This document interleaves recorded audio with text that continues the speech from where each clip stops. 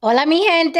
Let's go. Let's go. Let's get into this. Lily, so much to talk about. So much to talk about. Whew, So much to talk they've about. been acting Whew. up today. Yes, they have. We're going to have to split this into like two shows, okay? You guys that are obsessed with race and ethnicity and colorism and nationality, tune in on Friday. I got a good show. It's going to be all about us and color. I got some dark skin Afro Latinos pulling up. It's going to be very interesting on Friday. It's going to be very interesting on Friday. So pull up for that. Welcome, welcome, welcome to another episode of On the Block with Jen. I am YouTube's and your favorite devil's advocate, Jen. This is my co-host. Lily at YB Limited. That's the letter Y, the letter B, the word limited, the way it is spelled right. Her. All right. And you can find me anywhere on YouTube, Instagram, TikTok, and what's the other one I use? Who else I use? Facebook. Facebook. Something like that. All right. Yeah. And if you're looking for us all, you can find us on every Saturday here on Block Talent Battle. That's every Saturday at 8 p.m. Eastern Standard Time. Now, if you're new to the channel or new to the show and don't know what Block Talent Battle is, I'm here to tell you. It is a talent show for anyone to come out and perform. Okay. I don't care if you just started yesterday, if you haven't started, or if you're Mariah Carey. Come on out and compete for $100 cash prize, Mariah. And the chat will vote for you, okay? It will not be Jen and I, it will be the chat. So, the best way to put yourself ahead is by inviting as many people as you can to support you so they can be in the chat voting for you. If they cannot be there that night, they have 1 week to submit their votes via our chat through the after show or the replay. All right, so that is every Saturday, 8 p.m. Eastern Standard Time, Block Talent Battle. I'm Let's get ready to excited. I'm fight. excited for this Saturday's Block Talent Battle because we got some new talent pulling up. So that'll be nice. With that said, if you're an old talent and you didn't win on the prior battles, you can come back and keep trying until you win because you may not have been the best one last battle. You may be the best one, in the upcoming battle. We don't know. That's why we give you a chance to keep coming back. But of course, when you win, because we give you $100 cash, you can't come back and compete because you already done won. You're a veteran, okay? You're a veteran. You won. So yeah, you could keep coming back.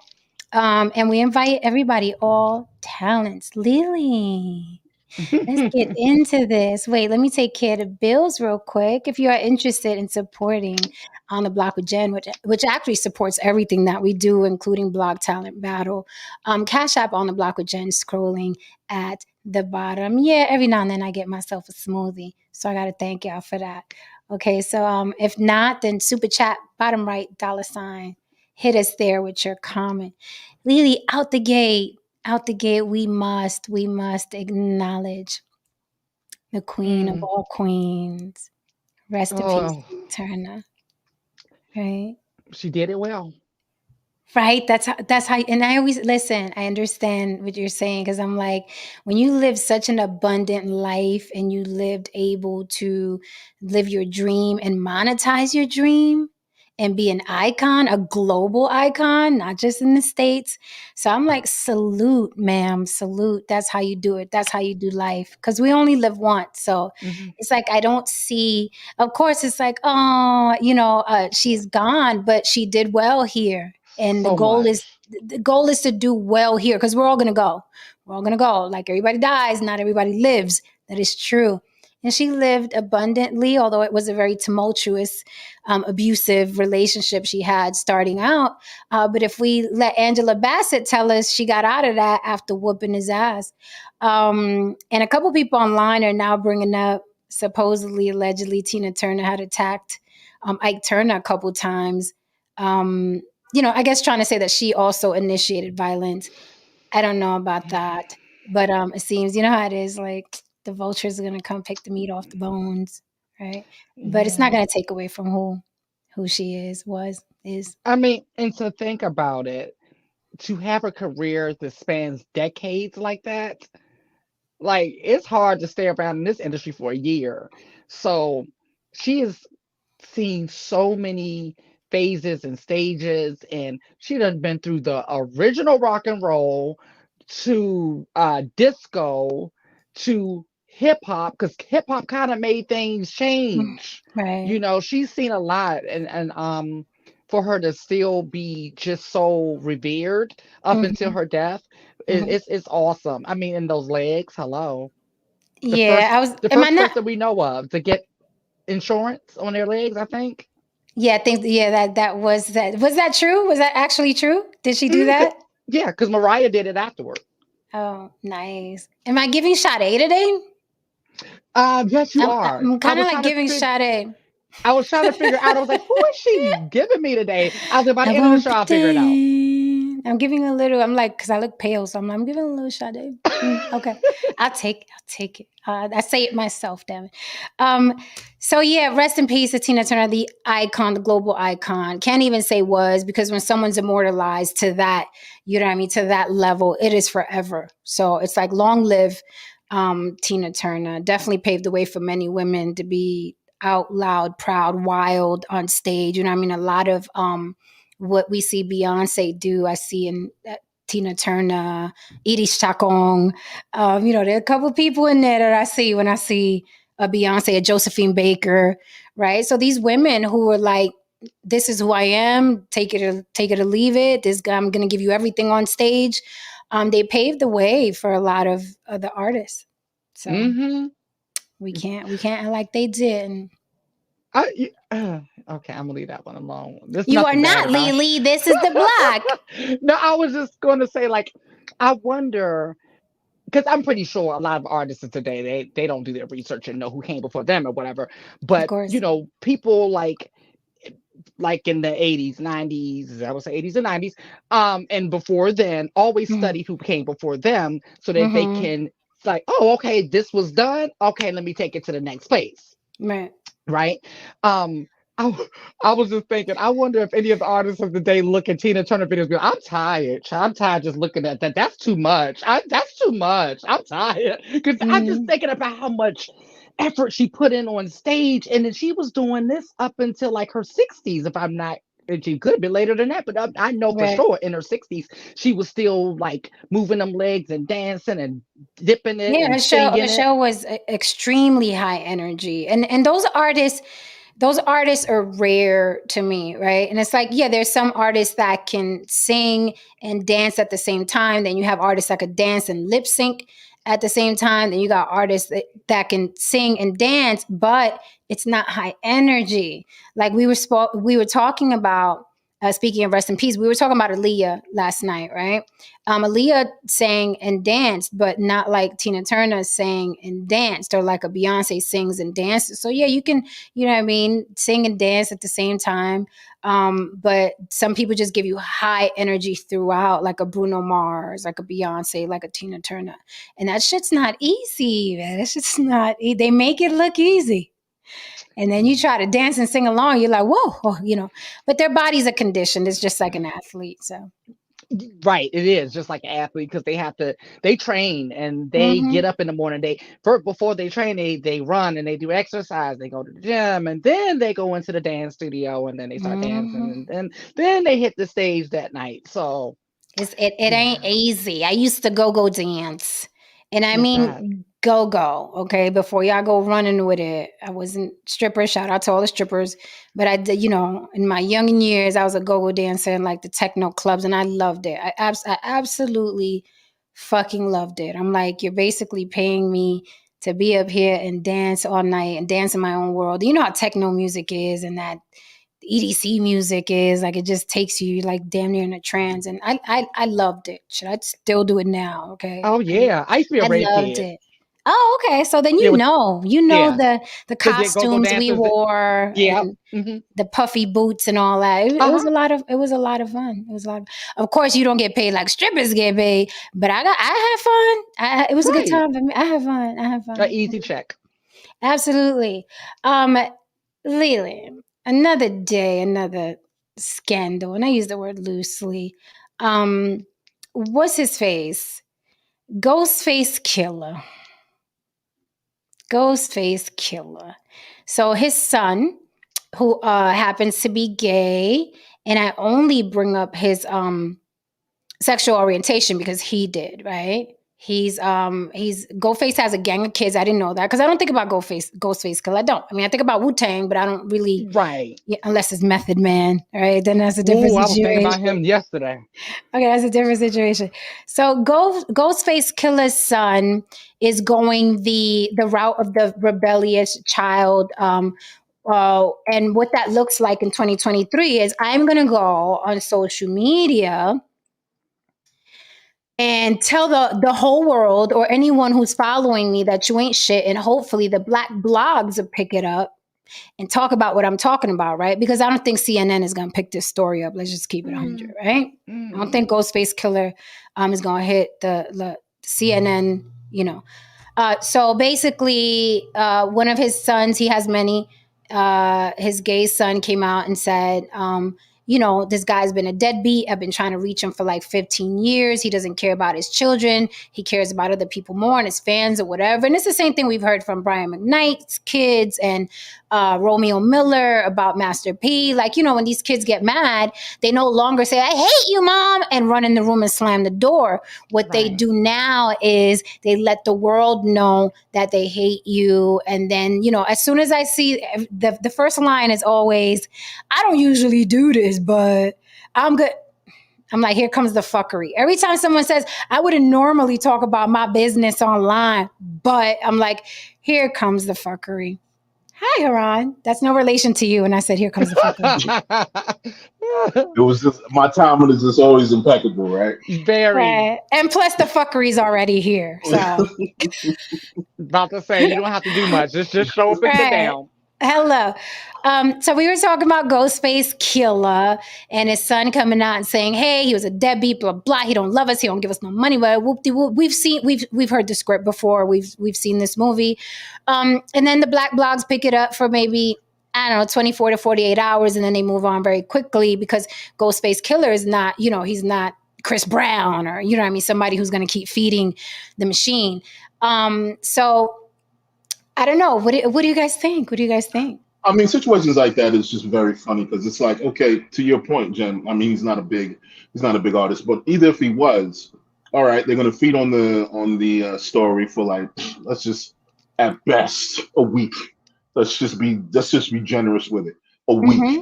And then after that, he's gonna get dropped, and you go back to your dad still not being shit. But now the difference is that the whole world knows that your dad ain't shit. So you're still facing the same problem.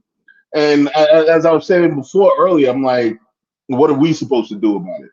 I mean, at best, I'll give you a buck up, kid, and attaboy, and the things I might point you in the right direction to get your life together.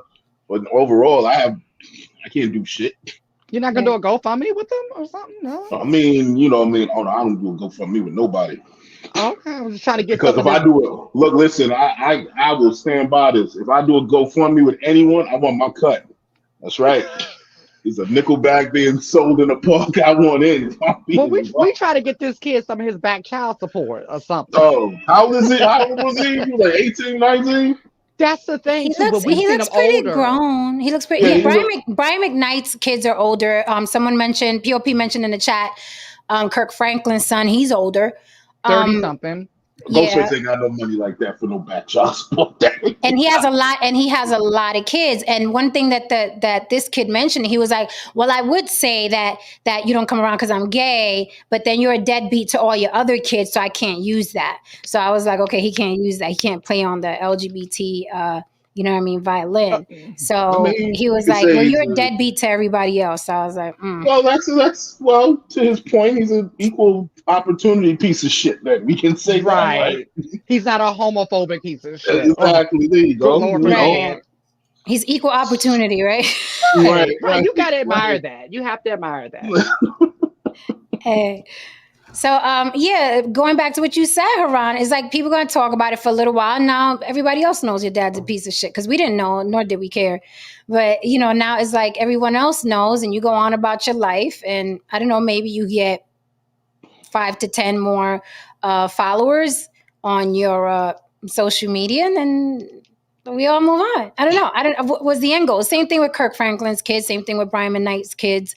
Same thing with all these kids. But do they feel more? And Romeo Miller and Master P, What's up, Spro Show? Hey, Where's gang. that? Where's that great beige face of yours? Oh, stop it.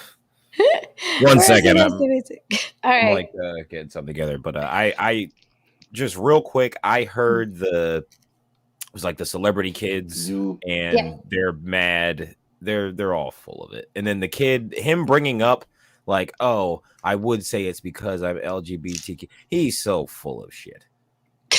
He's trying to, oh my goodness, he's whipping out any cards that he has right now. This is all, it looks like clout, and like this is like the fifth time in like what, the past year or two that I've heard like some I don't want to say deadbeat celebrity, but like someone that's kind of like, we'll say retired, someone that's quiet, older, they used to be popping really, but now they're not, their kid coming out saying, oh, they're this and that. Now who knows, they probably are shit, but like it doesn't feel like them coming out isn't because of actual pain or trauma. I mean, I'm sure there is some, I don't know their experience, but like it just seems like it's just to gain. Because from my experience, and this is just from people I've seen, people that really have issues, they don't talk about it. They don't want people to talk about it. They don't want to bring attention to it. They like, you got to get it out of them, because it's like, hey man, you really should talk about, how your dad, the rock star, really messed you up. And they're just like, no man, I don't want to do that. My dad, he's so big and blah blah blah. These people are full of it. They're just entitled. Yeah, that's how I feel. You know what though? I had to think about it. Kurt Franklin's son was rewarded for coming out, because we didn't know who he was before he came out about his father, and then now he's been part of a show twice, 2 shows. I mean, how convenient. Okay. So I'm wondering, is a little bit of attention, and then some of it like, oh, it worked for I think it's Carry On. It worked for Carry On Franklin. I don't know. Maybe we could, because we didn't know who Carry On Franklin was before this. It could be a little bit of both. But going back to what Spro said, I do agree that these guys, this is not fresh. These are older guys. It's usually older guys, and a 20-something or 30-something-year-old kid is like, hey, I didn't get enough money. Do you think that there is a sense of entitlement? Like, hey, you ran the world performing. Where's my money? I want a bigger cut. Do you think it just comes from that? Like, are these spoiled rich kids or spoiled kids that didn't get their cut? Like, and is there mismanaging of the money? Like, maybe artists aren't the listen. I'm about to say, if we gonna get right, we know artists aren't the most stable or good with money or whatever. These people are just, sex makes babies. Right? Doesn't necessarily mean people want babies, but oops, sex makes babies. And now you have these human beings on the planet with your last name. They're like, I didn't fucking want this. How much money did I make? I'm trying to still get by, and I got 10 kids because sex makes babies. Is it an entitlement thing? Like, you're Ghostface Killer. I'm supposed to be paid. I'm supposed to be dripped. I'm supposed to have the drip on. Why are you supposed to be? But I think we've all met entitled sports children that weren't of celebrities. Like, we've just met regular down the street spoiled entitled kids and how they act. So fucking true. So fucking absolutely, true. Absolutely. I also think that not only spoiled and entitled, I think that a lot of these kids are just looking for an opportunity to be saved from adulthood.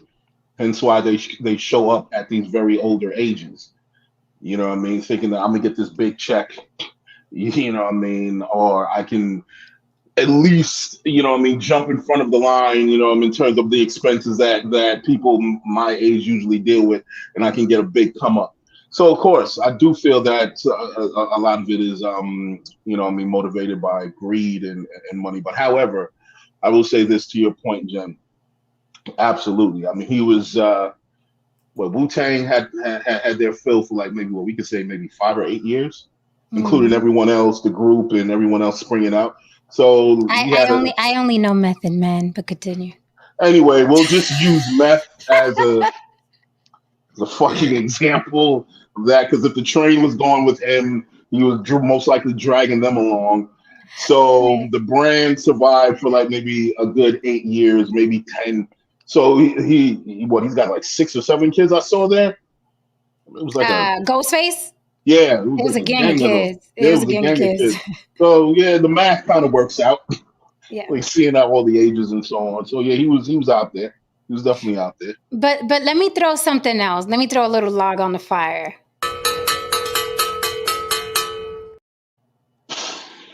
Are we bad, people of color? Are we bad with nepotism?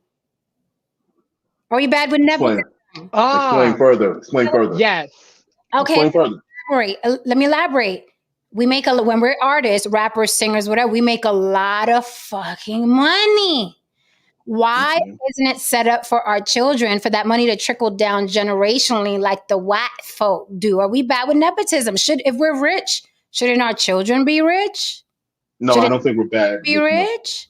no, I don't think we're bad with nepotism. I think we're bad with forethought. We're bad with foresight. Like a Okay. lot for example, I'll be honest with you. A lot of people from our generation, we really didn't think we even lived this long. Mm-hmm. Because every one of us were leaving the earth at a very young age. So there's a number of people who are dealing with survivor's guilt. They're dealing with all kinds of things and so on. We're not taught to think about tomorrow as, you know, I mean, people of color.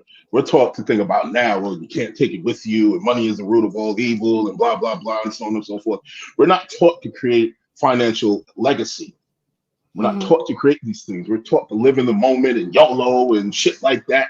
You know what I Mm-hmm. mean? And then when you wake up one morning and you're 50 or 60 years old and shit is like, oh shit, I didn't think I lived this long and I got shit. You know what I mean? And your kids and you have like a gang of children, you can't provide for them. You know, you're stuck with a conundrum.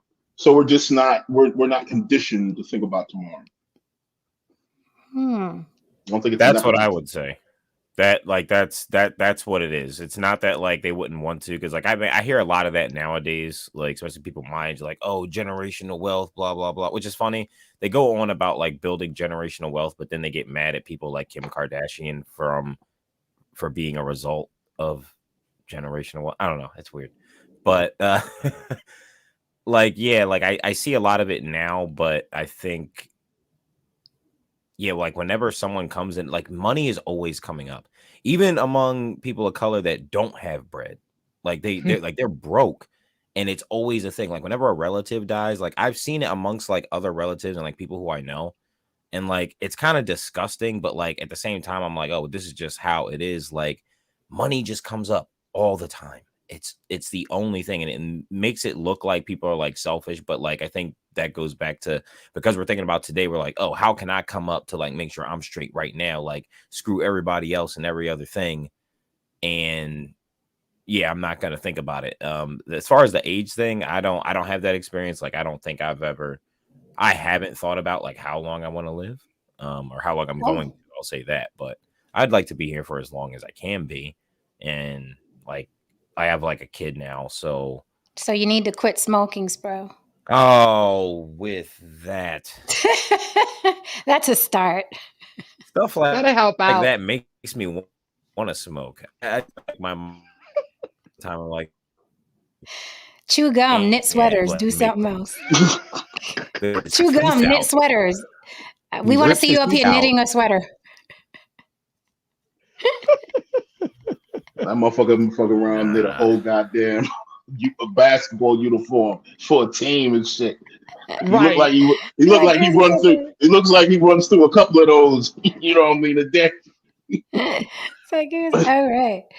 Okay, so I get all right, okay. So in 2023, I think if you come up on some big bank, you should have foresight and think about that. You should think about that. Absolutely, absolutely. You should think about the babies. You Okay. should think about well. You should think about yourself also. You know what I mean? I mean, a lot of times I think that's another thing as people of color, we don't necessarily think about ourselves as much as we think about other people. You're important too. You're Right. important too, because if you're not well put together, if you're not where you need to be, you're useless. You're utterly useless for everyone else around you. Okay. All right. Moving on. Did you hear? Teenager kills fellow students in fire over cell phone. That's a real headline. That really happened. I It did really hear that happened. just today. That that browser history must be a motherfucker. Right. Like, it must be some shit on that damn phone. God damn. Like, I'd kill everybody in this motherfucker. Right. and and Right. and then you do. Um, Exactly. so the story behind that was it was discovered that she is a teenage girl and she was in a love twist with an older man. They found out, took her cell phone. She said, "I'll show you." Goes in the bathroom, sets the shit ablaze. 19 other teenagers are now dead, including a 5-year-old, because one of the teachers couldn't find the keys to unlock the door. So a 5-year-old dies in there along with 19, excuse me, other students. The girl, of course, survives. Right. Well, she So does. she survives to talk about it and she confessed to it. So can we, I mean, all agree that these phones are an addiction, a real Oh, addiction? Like a real hell one. yeah. I like And play. no, seriously, every single teacher I talk to, that hands down across the board, they all agree that has been their biggest challenge as teachers is dealing with these phones. And not just dealing with the phones. That's not the bad part. It's dealing with the parents in the phones as well. Because it's bad enough dealing with the kid, but the parents usually not that much better. So it's very interesting. So yeah, the parents are the enablers of the addiction because the parents have the same addiction. I Mm. totally agree. I totally agree. I mean, I'm just well, how ironic. Anyway, yeah, I totally agree. I mean, I've never met a crackhead a day in my life that said, "Yo, I better get some smoke or I'll kill everybody in this motherfucker." I've never met that. But you know what I mean, clearly this child has a problem. And again, she's had a situation with this older gentleman. I just really am curious as to those exchanges and how old was this gentleman? And I use the term So loosely. yeah, Where it's another interesting story attached to this. his age That's more hasn't been interesting released. than the phone thing. Yeah, Like that's the story right there. Like that's clearly why. I mean, yeah, people like, yeah, she's probably addicted to her phone. But I would say that she was driven to that extent because it's like, what was on that phone? Who is this guy? Like, is it like a governor? Like, what's going? Like, I don't like know. do they still have possession of the phone? Because they don't have possession of the phone anymore. That guy's like, whew, I'm off the hook. You know what I mean? Like there probably was some shit on that fucking phone. Oh, So if get they, this. That's gonna come out. She's you know what I she's a mean? young bull. She's responsible for killing 19 people. The cops, they are Oh gonna yeah, get this. that's going to be They interesting. either That's already going to be have the interesting. information or they're gonna have it by tomorrow. Mm-hmm. Yeah, I Gonna mean know And they're who gonna this they're guy gonna is. torture her till she talks. They're gonna and torture. if Jesus. I'm I would. if I'm if Sounds I'm not like a, mistaken, this is Guyana, right? Yes, Okay, so then it's also a small island. Everyone knows everyone. Oh yeah, they're gonna get to the bottom of this. they're gonna God be They like, gonna get "That's to damn. the Peter. She was fucking with Peter." oh, I heard, child, I heard they were saying that she was fucking with such and such. Too. Like there's gonna be a lot of that going on. Jesus Christ, Jen! When you said torture, I thought it was like a dingy room with rats and a No, that's They're floating that. waterboarding a guy. floating waterboarding this fucking No, kid. that's what she listen. That's what she needs. No more 19 teenagers and a 5-year-old. They need to put her in a Jesus dark room Christ. and beat her with a cell phone. Every time it rings, you just beat her with it. Every time it A rings. bag of SIM, like just get like a bunch of SIM cards and like put them in Then a sock and just beat her with that. No, for real. I mean, rest in peace to those poor babies. Didn't deserve that, but these cell phones. It's like I'm telling you, it's like dope. It's like don't take my cell phone from me. So, alrighty. I hate to Okay. say this, but it would be very interesting if that shit happened here and it was a black child. Ooh, that would have been a very interesting situation. Very interesting. Because a very large argument would come out, and this would be a very divided argument. It really would be. Oh boy, yeah, Like how because you mean? Yeah, because well, I'm like, Well, if it was if they were I in mixed school or white school or black school, because in the hood they'd probably be like, right. no, I mean, if it was in I would just say a black school. If she had, if the person was a black male or a black woman, I would just love to see the amount of people that would actually try to essentially give the kid a pass. I want to know how many people would actually give the kid a pass. I And I see. don't necessarily give our people the benefit of the doubt.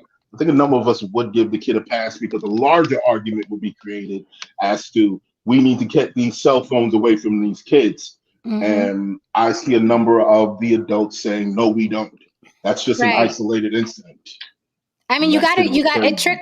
It trickles down. The parents don't respect the teachers. They're very No, cynical about the teachers, but they send their kids there 8 hours a day, right? To babysit their kids 8 hours a day, and then the students are going to follow, right? The kids are going to follow. Like, my mother don't respect you, I ain't got to respect you, and then you know what I mean. And then it snowballs to 19 people burning alive in a school. absolutely. So you know, it's I would sad like situation. to think I would like to think that the kind of person or young person that is addicted to their phone that has the capacity to do something like that is like in the minority. I mean, the phones are a problem, but like I think like she obviously was touched. Or again, who is this guy? That is what I want to know. I'm like, what was in the phone? Like, because that's serious. Like, she was driven to that. Like, get this. What if she's not touched? What if she's not crazy? It was just the stuff on that phone was that, like, all the tea. Watching another week. We're going to hear more. Oh, for sure. We'll revisit. So, this was interesting. Target pulls LGBTQ Pride Month products off the shelves. You know, that was my first major gig, was Target I LGBT. know, honey. And like know. I've been staying away from this because you know they've been hitting my channel. From the Target thing, they've been hitting my channel, and I'm just like, y'all, I just got my check and cashed it, y'all. Like, I don't know about anything else. Like, it's just that simple. Leave me out of this. So our block model, Lily is a model for those of you that don't know, and Lily did a Target campaign. Okay, for the LGBTQ community. Very nice pictures. I've seen them. I don't know. I love I don't know if I would have gone in on this. How long ago was that, Lily? First of all, Well, I've done it a few times. They were my first gig, like major gig. That was 2021, and then the last time I shot with them was late last year, and that was the point I was going to make. When I first shot with them, it was for a Pride Month, and so I was thinking like, okay, there's just another brand trying to check boxes. No problem, check your box, give me a check, and we're all happy. right? But then when they started calling me out throughout the year, I was like, oh, okay, like you all actually do this throughout the year. This is not just a one-time June Right. thing. So I actually like developed a lot of respect for them for that because it came off more genuine.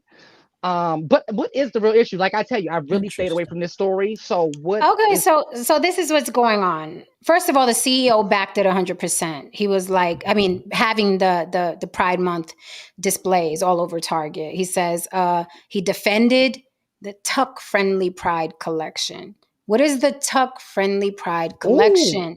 It was actually bathing suits that came out that were tuck-friendly. In other words, you know, the trans women can take their dicks and tuck it between their legs. Am I right, Lily? Yep. So tuck friendly bathing suits means, I guess, maybe there was more room or more comfort in the, because tuck friendly, tuck friendly, I'm guessing it's like, oh, all right, so it's offering more room or more comfort or whatever. So the tuck friendly bathing suits actually had the tag on the side that said tuck friendly. Now here is where it got messy, and this is where social media. No, it's not. I already know this story, so I feel like I already know what you're gonna say, and like I have a big opinion on this. So okay, please. All right. So here's where it got messy. TikTok got to TikToking.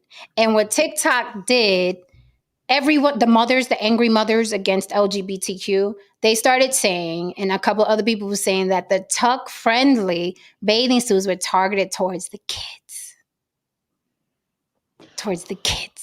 Now, that was Okay, the children. Now that was untrue. The tuck-friendly bathing suits were for adults. But what happens when this person says it and that person says it, like Trump said, you keep telling a lie, it becomes a truth, and everybody's up in arms. And in 2023, like back in the day, it was hard to get somebody to read a book, read past a headline. But in 2023, they're looking at pictures now. Everybody's retarded in 2023. Just looking, oh, look, angry, mad, gay. That's where we are now. Right? No one's doing their own research. When I see a story, before I bring it to the block, I'm like, nope, let me research. Let me see who said it. Let me see who's anti. Let me see who's pro. Let me really dig down where this began, where this started, right? Like when we did the prom seasons last night. And then come to find out, the tuck-friendly bathing suits are for adults, not for children. But TikTokers took it upon themselves to say it was for kids. All hell broke loose. The CEO caught a lot of heat, and they pulled the pride displays from Target. With that said, they did have, and I'm not a fan of this, what they did have for the children was like onesies and little tiny t-shirts that were all about pride or whatever. And I'm like, yeah, that was every year. Okay, no. That's Yeah. just, no. Yeah. Not on the baby. Don't, not on the babies. Yeah, they do that every year. And you know how I feel about that. Like, I don't care what adults do, consenting adults do, but I'm big on indoctrination of children and a lot of things. Like, this is way before we get to this. I'm talking about Santa Claus and certain things in the certain things in the educational system and just a lot of things. Okay. And I hate, and listen, whether it's religion, a sports team, ear piercings, I don't like, I'm like you, Lily. I don't care what it is. Let this child decide when they grow up if they want to like the Knicks or they got the little onesies on them. You're a Laker fan. He's born. He wants a titty. He doesn't know about basketball. Okay. Titty. All right. Yeah, I'm gonna sit out on this one. And sexual identity is heavy. Sexual identity is heavy. So I'm like, we don't need the onesie. So at the Target, just so we know, so we could dissect, at the Target displays, they had a big calendar that said queer all year, which backs up what you said, Lily. They talk about this all year. It's not just for Pride. They had books. 'Twas the night before Pride, and it has a picture of what looks like a trans woman and a man with their babies walking with little picket signs. And then they have the onesies, just be you and feel the love, pride friendly. And they actually have the pride friendly tags on the onesies for you little babies want to celebrate pride while they're shitting in their diaper. But the CEO, too much. He defended it. This is where we are, Haran. He defended it. He said it's a great thing for the Target brand.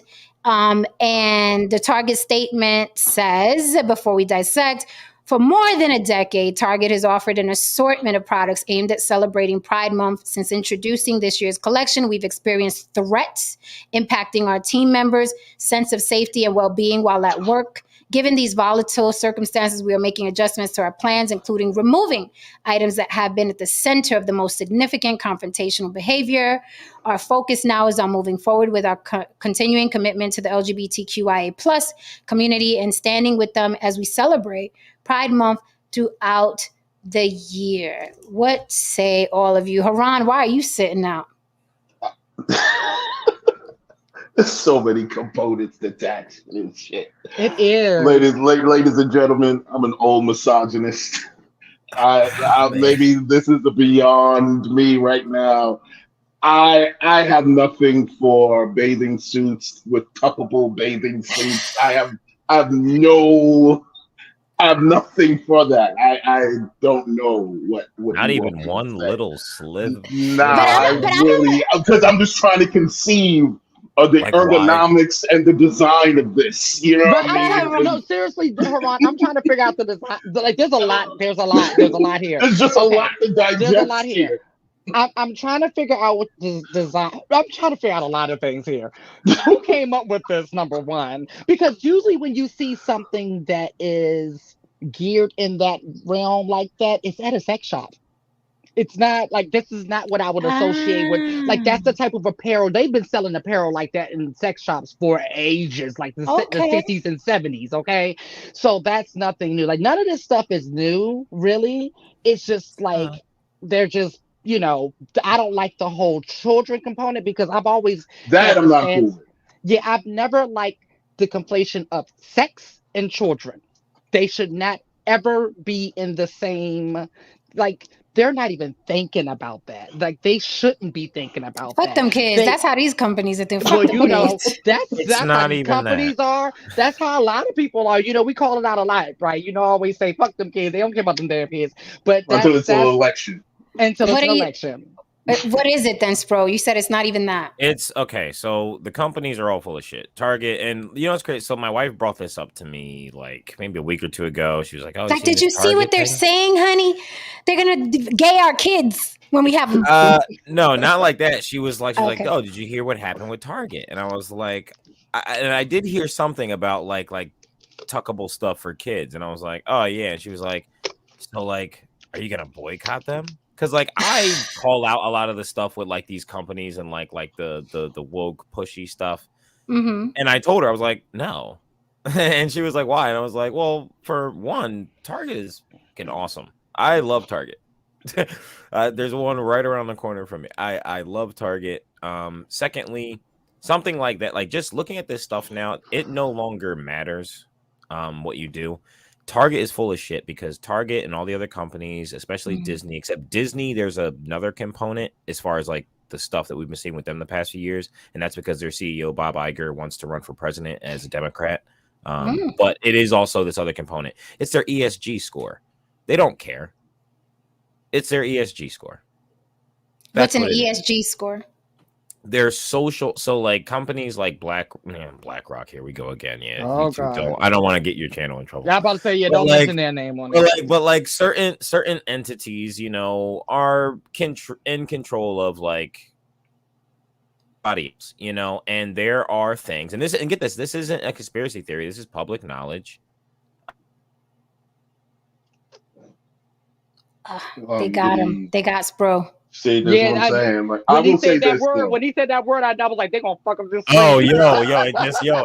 okay, cool, and Not, I will say this though. Target is one of the biggest psychological ruses around, and I say that because stores, Psychological rules. yeah, psychological rules. Because I've always seen this working in marketing. The worst stores to ever have close to you are the stores where everything's fucking cheap. Because usually, if you don't notice, what do you usually do with stores that where everything's perceived to be cheap? You You buy keep a going lot. back. You buy a lot. You keep going back.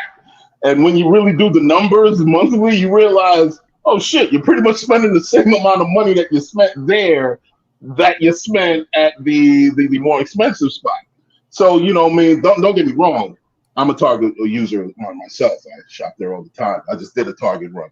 But I'm just saying, I mean, the psychology of it. Y'all fancy. I go to Walmart. Y'all fancy. Well, I have to go to Walmart Target because With we the don't trailer have trash, with we the don't and trailer trash. we don't have Walmart I'm in here. Nevada. I'm in Nevada. Well, Yeah, we don't have Walmarts here, so and I have to do Target, but to Haran's point, I go in there with a list because I Same. oh, realize when I don't, they'll when have I you fucked don't, up. They'll yeah, they have you get me. fucked up. Yep. They'll have you fucked up. I tell my wife every time, like, we're going in here for this, this, Mhm. and this, Mhm. and it's my efforts are futile, but still, Of course. but Target Like and they care about the money though, and what they're worried about. The reason why they're doing this, and I heard they had like an emergency meeting like this past Monday because like they had like the Pride display was like really big, and this is like for all the stores. It was like a whole section, and then what they did was they didn't get rid of it; they just made it smaller, and there was an emergency meeting. Bunch of memos went out. They don't want, and now I did not know.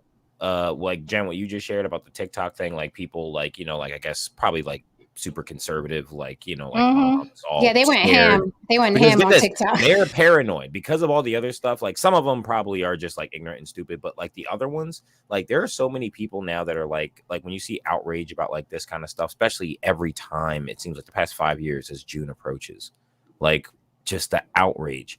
Most of these people, and this is my theory, aren't like homophobic or like transphobic. It really is the kid thing. and they're just like, like I can dig it. Like, I'm not against this, like, hey, my cousin's gay, or like, but it's really because of the kids. And like, also, I think it's also kind of cringe because like, just if we look at like statistics, like it makes like they're a very small minority. Now that doesn't mean that there shouldn't be representation or like recognition or Yeah, anything everybody like keeps that. saying that the population is a little strange that they push this hard with campaigns and stuff. And that's where the ESG thing comes in, which is why we're seeing all this like diversity, equity, inclusion stuff. And honestly, anyone who's like worth anything, and this goes for white people, people of color, people who are trans, people who are gay, anyone who like has common sense, like that shit is cringe. And it's weird because you're basically, through doing that, you're resulting me to only these things are immutable. I can't help the fact that I'm black. I can't help the fact that I'm gay. I can't help the fact that I'm trans. So like you're making you're boiling those things down. That's me now. That's my whole being. And it's just so you can get scores from people who honestly, the crazy, like it's like a small minority of people that like get outraged about this kind of stuff. It'll be like people will get mad. Oh, Target made their pride section small, but then they don't even shop at Target. Right. It'll be people who are like, oh, can you believe the Bud Light thing? Like these people, first off, who the hell was buying Bud Light? Right. For the Nobody first I place. know. I remember my wife again told me about that. She's like, you believe the Bud Light? They was like, yo, like it's crazy. I was like, I think Bud Light is stupid for multiple reasons because of the whole Dylan Mulvaney thing. But like, who the fuck is drinking Bud Light anyway? Well, you who's know mad? what, to your point, bro, I've been saying this for years that most people are not homophobic, They're they're not not. transphobic, they may be ignorant, they may just not, and ignorant in the dictionary sense, like not, oh, you so ignorant, like no, just don't know. They just don't know no one in the community, never met anyone in the community. They're just getting stuff through TikTok and word of mouth. It's like, oh, we're supposed to hate this is who we're hating. Okay, cool, yeah, I hate you too, and a piece of it I feel like is the children thing. A piece of it I feel like it is this is another thing I feel like what is going on too, where the backlash is coming from. I think people have finally got to a place where they were ready to accept, like, okay, there's gay people in the world. Okay, cool. All right. All right, we get it. Oh wow, there's trans people. Okay, there's more trans people. Okay, listen, I'm trying to wrap my head around this. I'm just now getting to the gay thing, but okay. And then all of this other influx of stuff just started coming in like a tsunami. And they're like, hold up, now this is too much too quick. All these new languages and rules and colors and letters, and then they get mad if I don't know the right letter or the right color, that it goes with the right flag, and that's where I think a lot of it came from as well. Just like people just felt like they were being force fed. And no one likes to be force fed anything. I think that I agree with you 100% because I mean, gay people have been around since Adam and Eve. The jury's still out. I think Adam was bisexual, but whatever. That's a show for another day. Okay. All right. So I'll say That's what the people say. Right. So I'll say this, like, I'm like, it really, first of all, I think it's more people don't like change and they don't want change. Okay. This is how I've been eating this damn pie for my whole fuck. Don't you come in here talking about you got this new type of sugar that'll make me live 5 years longer. I don't want to live 5 years longer. I want this fucking pie that's bad for me. That is how people are. That is how human beings are. They don't like change, right? I'm one of them people. I'm like, fuck your Latinx and your Latina. I'm not going to do it. I've got this far in my life, okay, without changing my fucking language. I don't give a, well, you're not really Latino because Latino is adjacent to the Europeans and the Europeans, blah, blah. So technically Hispanic and then, and the thing is that you get it from all sides, okay? Because Latin people are like, how dare you not be, you're not Latinx. I've heard you're not Latinx, you're Latina, you're not Latino, you're Hispanic, you're not Hispanic because the Spaniards, blah, blah. I've heard you're Nincantancla. You're not even, I was like, get the fuck away from me, okay? I just want to eat my sandwich. I want to eat my fucking sandwich. And I want to binge watch on Netflix. I don't care.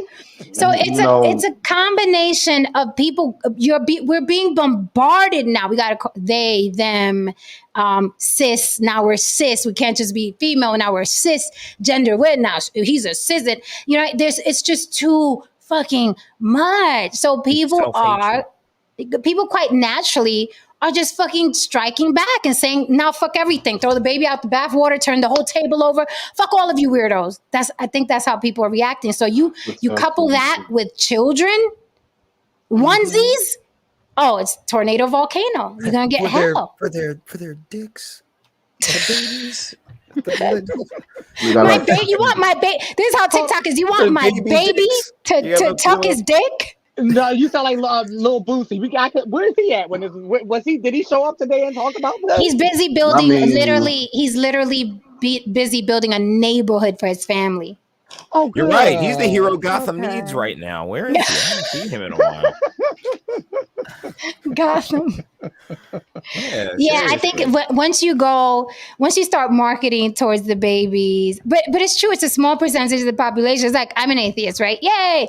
I mean, we're barely a blip on the radar. It's like if I walk in Target now and there's atheist displays. I'm like, you're godless shit in the middle of Target. And then guess what would happen? Guess what would happen, Haran?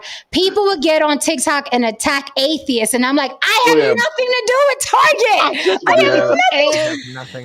I wanted to get some eggs and some wipes and some like eyeshadow. And then there's a witch hunt for us, and I'm like, we're like 0.5% of the population. I can just see it now. You just got like these shirts with these crosses on them with the band symbol on it and shit like that. You know. I just want to eat my fucking sandwich. You got the Jen line in the back. The Jen Curran line. The Jen Garcia line in the back.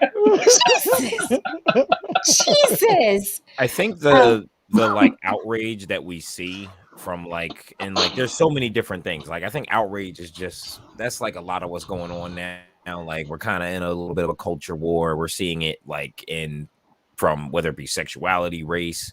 The people that are like screaming about that, I don't think they're the majority. I think it's growing, but at the same time, I also think that kind of thinking is dying at the same time. I don't know. It's a struggle right now. It really is a war.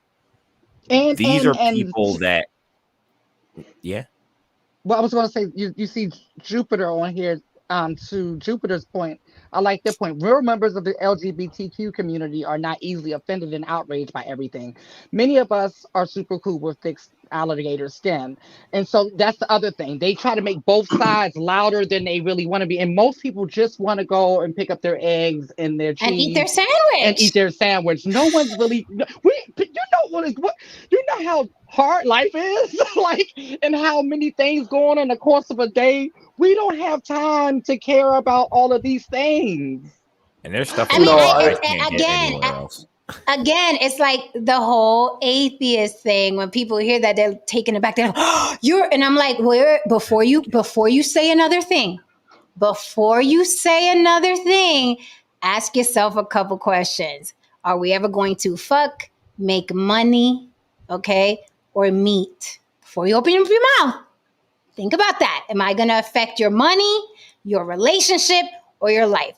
If the answer is no, mind your fucking business. The last 5 to 10 years have reminded me of that old Tears for Fears song, Everybody Wants to Rule the World.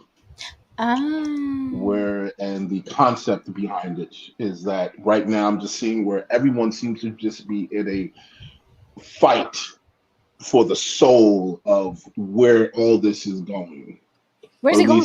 See, the soul of God. We're all gonna look. Listen, man. We're all gonna die soon, and the sun is gonna run out of fuel, and we're all gonna freeze to death or burn to death. Anyway, you know what's crazy? You know what's crazy though? This does feel like Gotham now. It's totally Gotham. No, it's really Gotham now.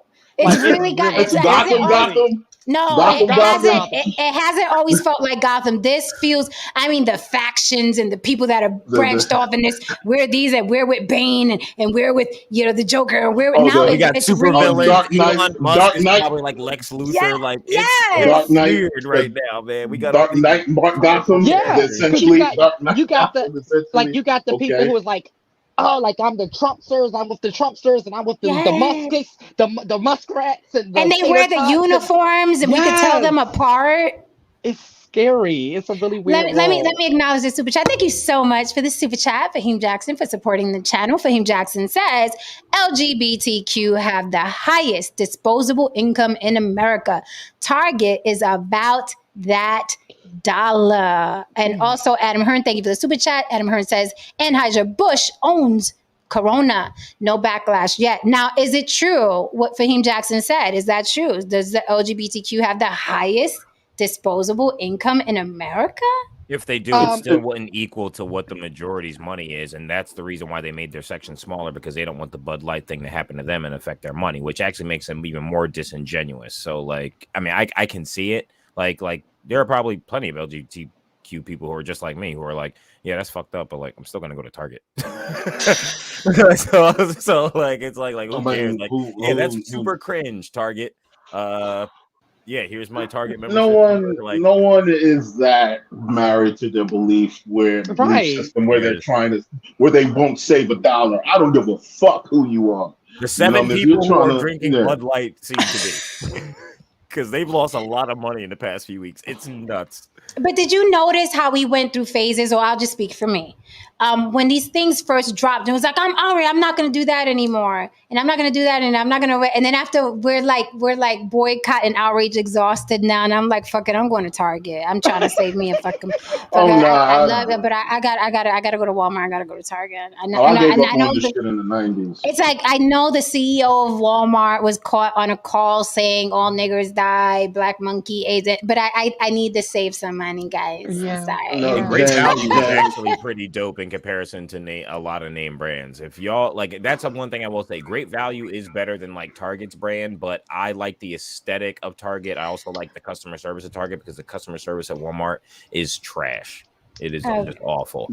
I have to go, guys. So all right, take care of yourself, brother. Good night. Good night.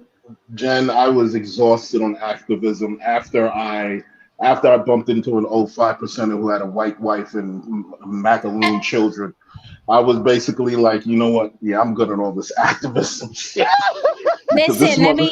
Before this motherfucker was Khalid Muhammad, and he laid down with a white woman. So let me tell you my disenchantment moment. Okay, you guys think I'm bad now. I was uber militant in my 20s. I was disgusting. Okay, I was like, die, crocodile. It was bad. It was bad. I was. We were both on the Khalid Muhammad train. I used to go to sleep listening to it and wake up listening to it. I used to fall asleep. It was bad. Okay, it was bad. So I've been reformed. The man, the tall, dark-skinned, African-looking FBA man who introduced me and took me in to the conference where Dr. Khalid Muhammad was speaking, sat me in the front row, and I was just like, oh, I'm home, right? Fast forward, 2020s. I run into him on Instagram. Yo, Scotty, what's up?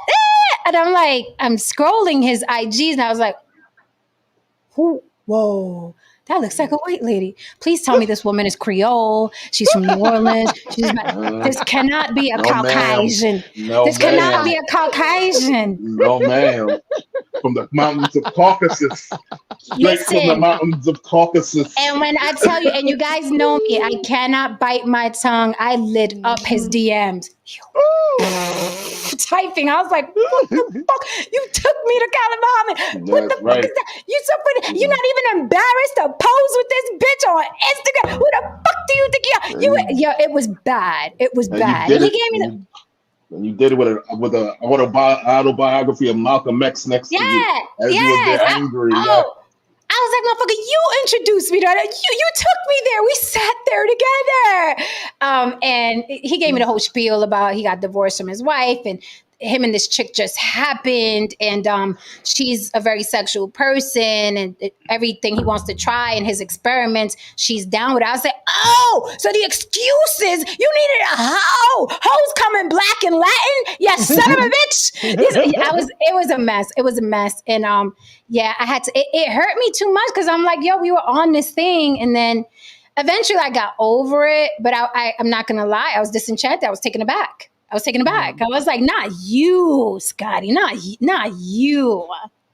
Yeah, but yeah, that was my little realization that Because I things realized, aren't always. because I realized that at the end of the day, people are going to do what works for them. Yep. You know what I Right. mean? And he was happy. He had he was Susan. She had the whitest name. You know what I mean? The little kids had little white kid names.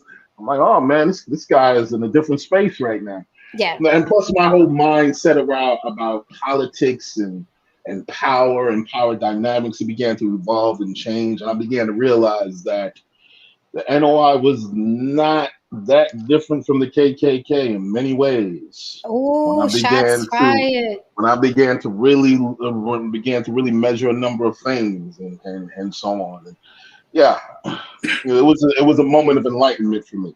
And I was All right. going to be a 5%er at one point in time. Oh, they almost got you. Well, You, with They that almost got me. said, I'd still vote for the black KKK over the white KKK. Oh, absolutely, because we yeah, benefit. yeah, yeah.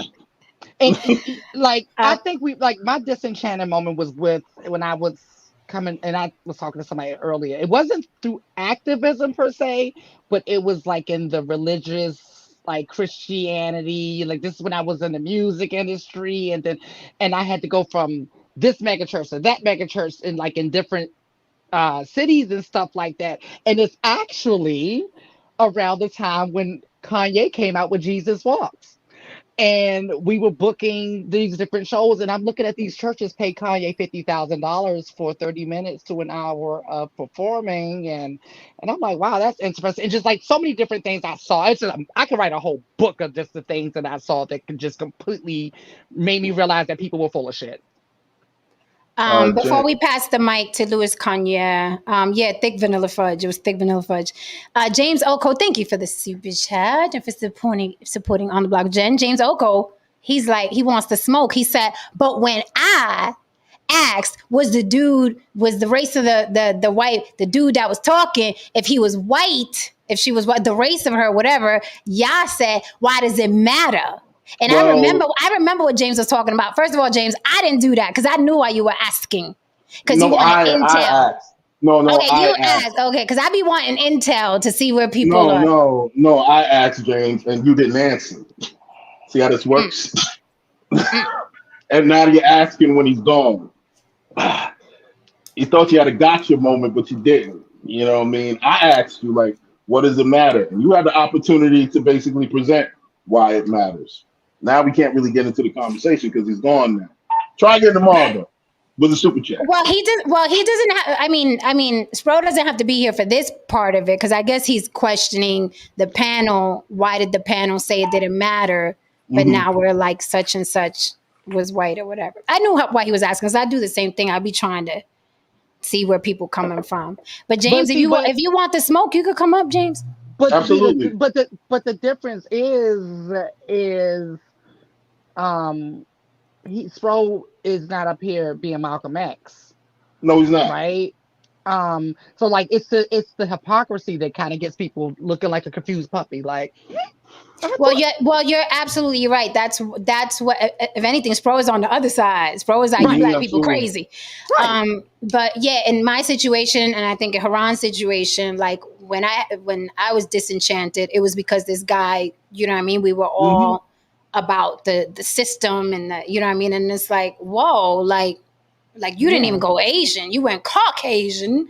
I was taken aback, right? Because you don't Plus, it was the expect some. '90s. Plus, it was the '90s in New York. We were anti-cracker. Oh That yeah, whole culture it was was it. crazy. Yeah, New yeah, York it was was a culture.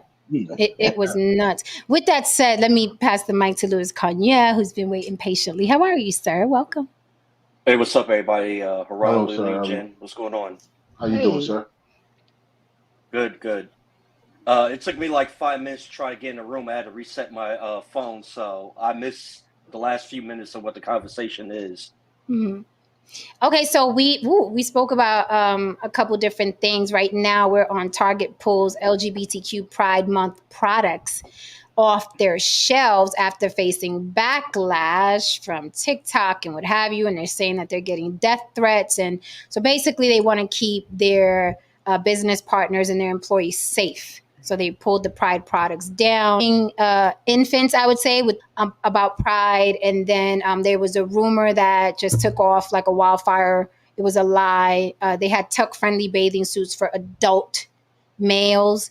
And someone got on TikTok and said it was targeted towards children, little boys, and all hell broke loose. But the bathing suits were not for little boys. They were for men. But it already had, I mean, the horse was out the gate. Well, I mean, at the end of the day, money rules everything. And because I work in retail, I blame Target for that, because they should do a poll on their demographics to see who patronized their area. Not one area is going to be the same as another. Just like New York, New Jersey area is more liberal than Bible Belt, like Midwest or whatever. So it's best that, you know, those corporations, they should do better surveying of the area they market in to see what demographics is going to patronize what.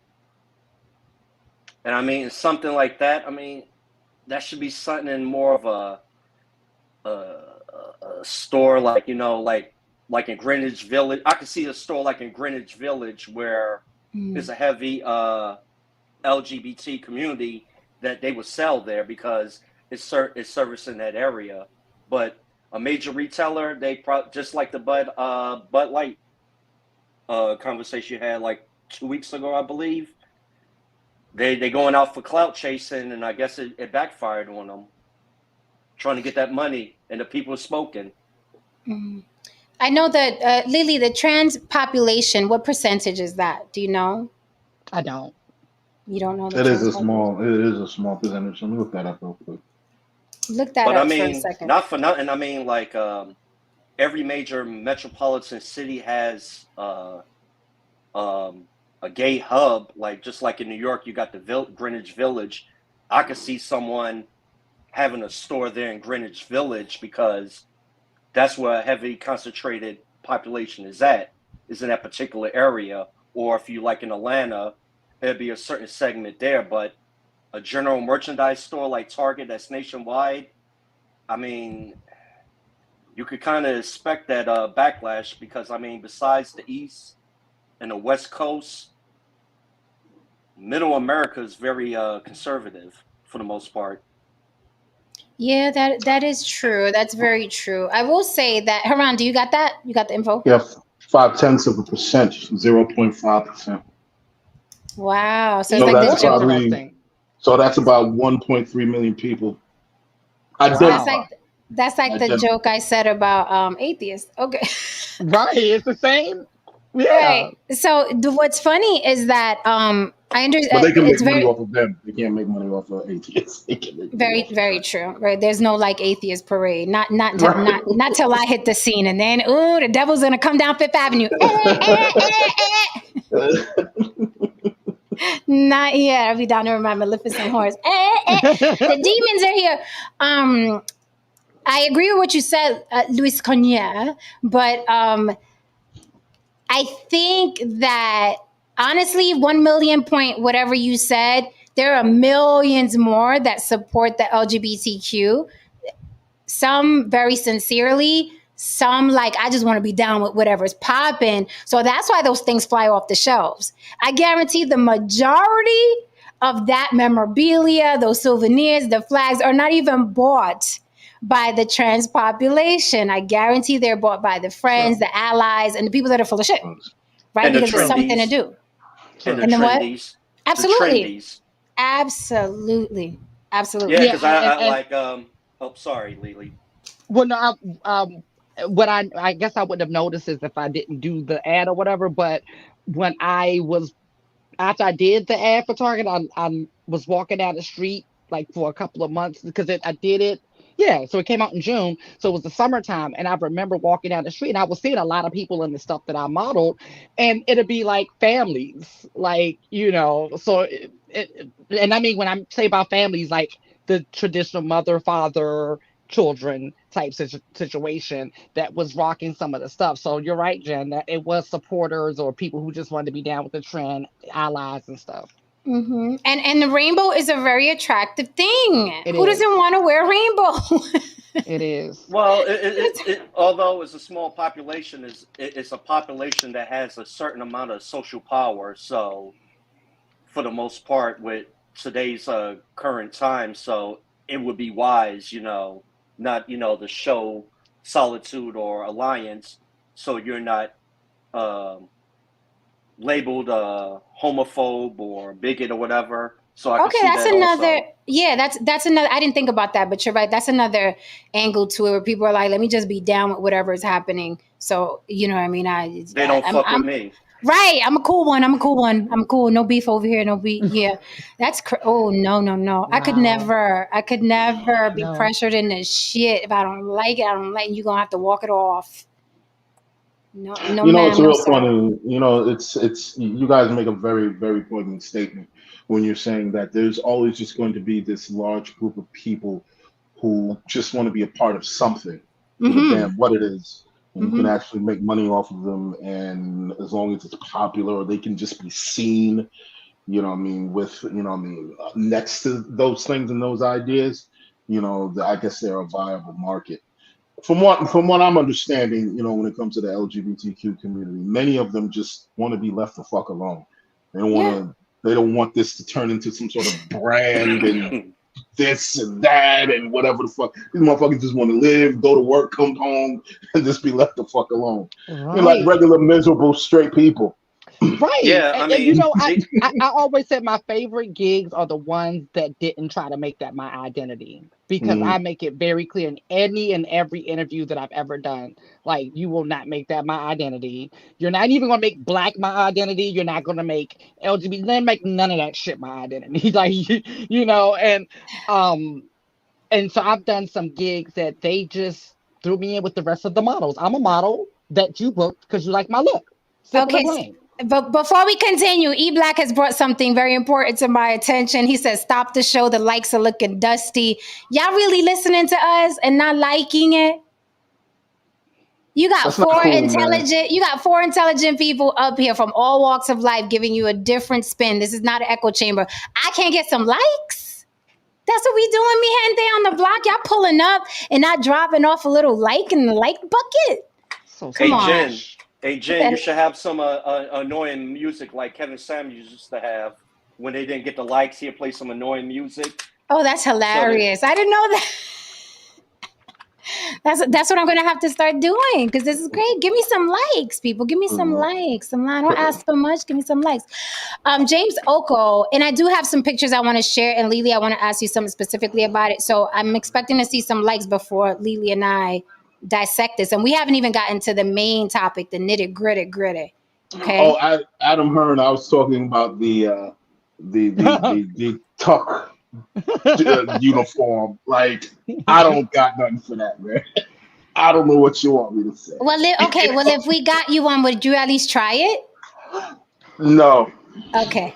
because I don't know if the hole is big enough. Boom. I had to throw that in there, baby. I had to throw it in there, baby.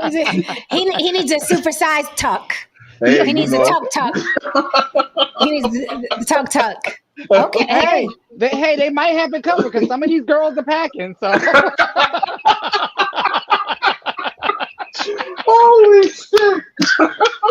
Put it this way. When I first started watching porn as a teenager, as we all do, we run into that damn friend who always has the damn porn. Do we not all have, when we were teenagers, there's always that one fucking friend that had got his hands on the porn and we all giggling and watching it in front of the TV like, shh, we're watching.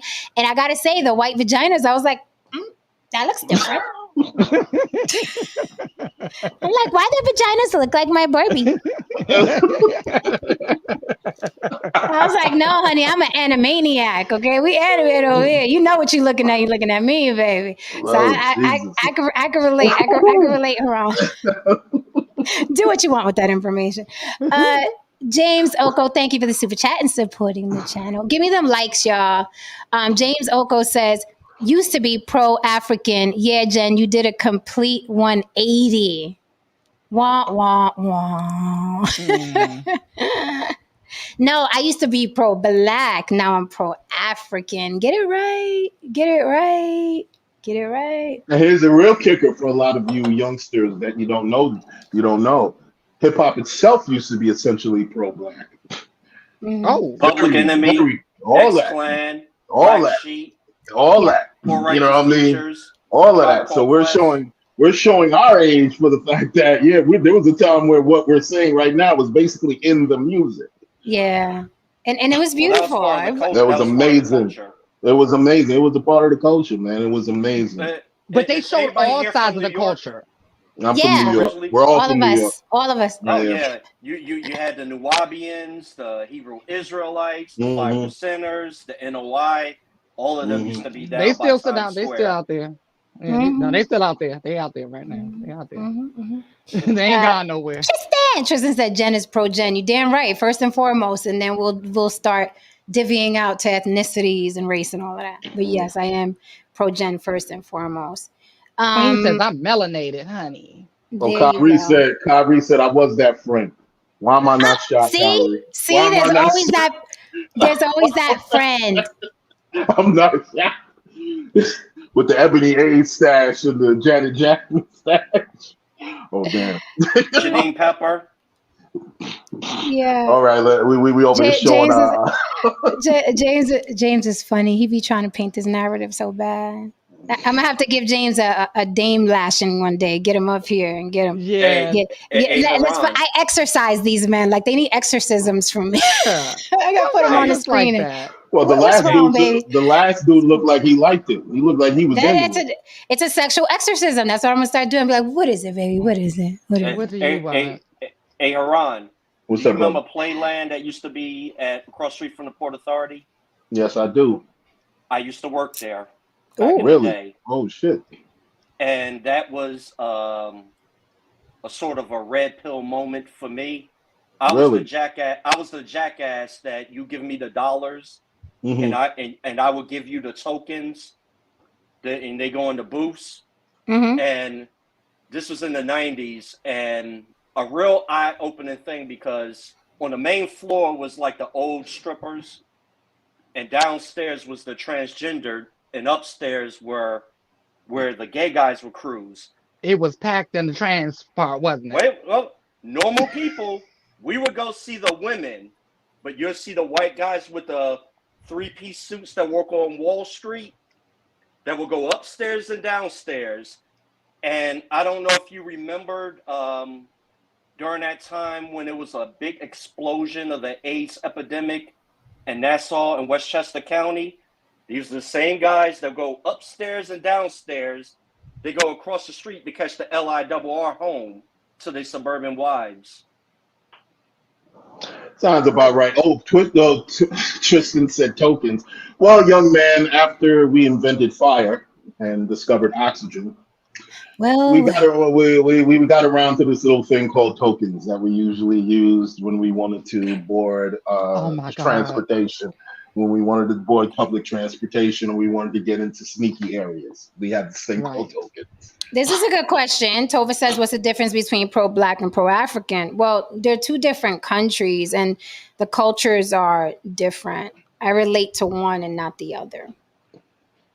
If that question was for me. Well, pro-African is everybody in the whole world, and pro-Black is just a person in a particular diaspora, so to say. Yeah, I could agree with that. Yeah, I could agree with that. Lily, I'd like to ask you, what do you think, because we're up here and we're like, look, most trans people, like most atheists, they just want to eat their sandwich, right? But when you see stuff, I got the pictures of just two of the Target, of some of the Target displays, because I didn't have time to research this. I literally did it while we were talking. But I got two pictures of so we could see what they look like, why people were up in arms about, I walked in with my toddler and there were rainbows over there. And they're like, oh, mommy, I want that. Right. And it's like, oh my God. And the shirt said trans on it. And it was devastating for all of us. We were just appalled. We couldn't even go home and eat our spaghetti. We had to stop and pray right there, then and there. Yes. Call on the Lord. So this is what the displays look like. Yes, I've seen it. That's one of them. So there's a big rainbow, hashtag take pride. And then this one I think has like little kids' clothes. See, they put that one, the Target I go to, the kids stuff is upstairs, which I have no business up there because I don't have any kids. and the other stuff that's up there, I have no business up there for that shit either. So I don't ever see theirs. But that's interesting. Wow. That Yeah. that that doesn't look right to me. It doesn't sit right to me. It has nothing to do with children. It just looks weird. I guess. Look, man, I was growing up in the '80s, and hearing about what gays went through and so on and so forth, seeing all this stuff on display and all this coin being made off of that experience and so on and so forth. It just looks weird because what I mean, people from this particular generation, they don't know a lot about what America used to be, and how it was just so divided. So to just see all that stuff on display and people just making money off of it just seems weird. It just seems really strange. I don't know. Is Maybe I'm old. is it maybe Maybe. is it any different than, and Lily, you could chime in, like, how do you feel when you walk in Target and see that? Do you feel represented? Do you feel like, yes, it's Pride Month? Do you feel like that's right, damn it, we hear loud and proud? How do you feel? Or are you Oh, in? okay. Well, like I said, originally I thought it was pandering originally because in June that's all you see. Like Mhm, it's just rainbows every damn where, right? mhm, And then July 1st they are all ripped down, right? mhm, That's with the stores. Same thing as being a model. Usually all the bookings start coming around February, April, March. No. Yeah, February, March, April. Is that in order? Yeah. And then and then you're shooting those 3 months for June. And then typically those brands stop booking visibly LGBT models. mhm. If you can blend in, you could keep getting work. That's how I was able to still get work. So when I first walked in, to not just Target but other stores, I was like, here we go again. So what got me with Target is the fact that they do it all year round. Mhm. I never really kept up with the children's stuff, but I like the fact that they did it all year round because it seemed, yes, of course, I know they're a corporation just like this country, so the goal is to make money. I have no problem with that, but it just seemed a little bit more genuine than just that one Pride Month. It's the equivalent of the Black History Month. You remember when Walmart tried to do? Oh no, yeah, Walmart tried to do Juneteenth Yeah, last year, and Juneteenth. Yeah. Yeah. they was Mhm. like, nah, we not having it because where was Juneteenth in April, or where was your black stuff in June? So Mhm. so I think it's just that I think, and it's not just me. The agents have talked about this. Other LGBTQ models have talked about this, and just people in the community as well are sick of the pandering. It's obvious who's doing it. Um, Okay, I'll. but let me really quickly. I'm sorry, Haran. Adam No Hearn. problem. Yeah, yes, I would interview Dr. Umar. Absolutely. Why not? that'd be a good interview. Um. Bring him on. And remember to ask about that school. But anyway, I guess akin to it would be, Jen, remember when, like, maybe a couple of years ago when they were doing the, oh, Jesus Christ, when they were doing the whole Black Lives Matter shit, and then Yeah, companies and everybody yeah, got into it, and they got then the blackout photo, and yeah. Netflix had like a nigger section and shit like that, and Sure it's did. just and then they hit us with Juneteenth, a day that they get off of work too, and it's just like it was just like, look, dude, just don't kill us and give us some fucking financial opportunities. Is that all that we're just? That's all we're asking for. No one asked for a banner. No one asked for a section in Netflix. No one asked for this other shit or another fucking day for you to tack on. It just felt like it's not only felt like it felt like grandstanding. It felt like you're doing this to make yourself feel better rather than Are we? actually handle the problem. Are we though? Are we ignoring that we live in a capitalist society? I Look. understand. Matter of I fact, understand. even Tristan said it. He said, "Isn't it Pride next month? I don't see the issue. It's capitalism. Is it any different than Thanksgiving and Valentine's Day? Everything is hearts, and Thanksgiving everything is turkeys, and No, Halloween everything is. How is it not the same thing? I no, think what and the I feel the issue is, same. And I feel the what same for about the other things. well, I think with this is that it's dealing with a community versus a holiday, I guess. Like when you're dealing with actual, because like we were all saying, the majority of people in all of these communities just want to eat their sandwich or whatever and come shop and get their stuff and go on home. So it's like that these communities get thrown into it when they don't even want to get thrown into it. Most people, like, they just want to blend in and be left alone, for real. Like the average person. Hold on, I'm thinking about social media. Things have Yeah, because changed. I'm like, Things I'm have changed. I'm a push back a little bit. I got a I think I'm question. pushing back on my own shit. The more I started talking, I was like, hold on. Hey, Jen, Go ahead, Lewis, because I got a question for Haran, but go ahead, Lewis. are they like? Here's the thing, because I know like when you have Breast Cancer Awareness Month, in my store we sell all the Pink. pink ribbon, but that money from that goes to breast cancer awareness. Hopefully, Now, right? yeah, hopefully, yeah. In today's world, you never know. Right.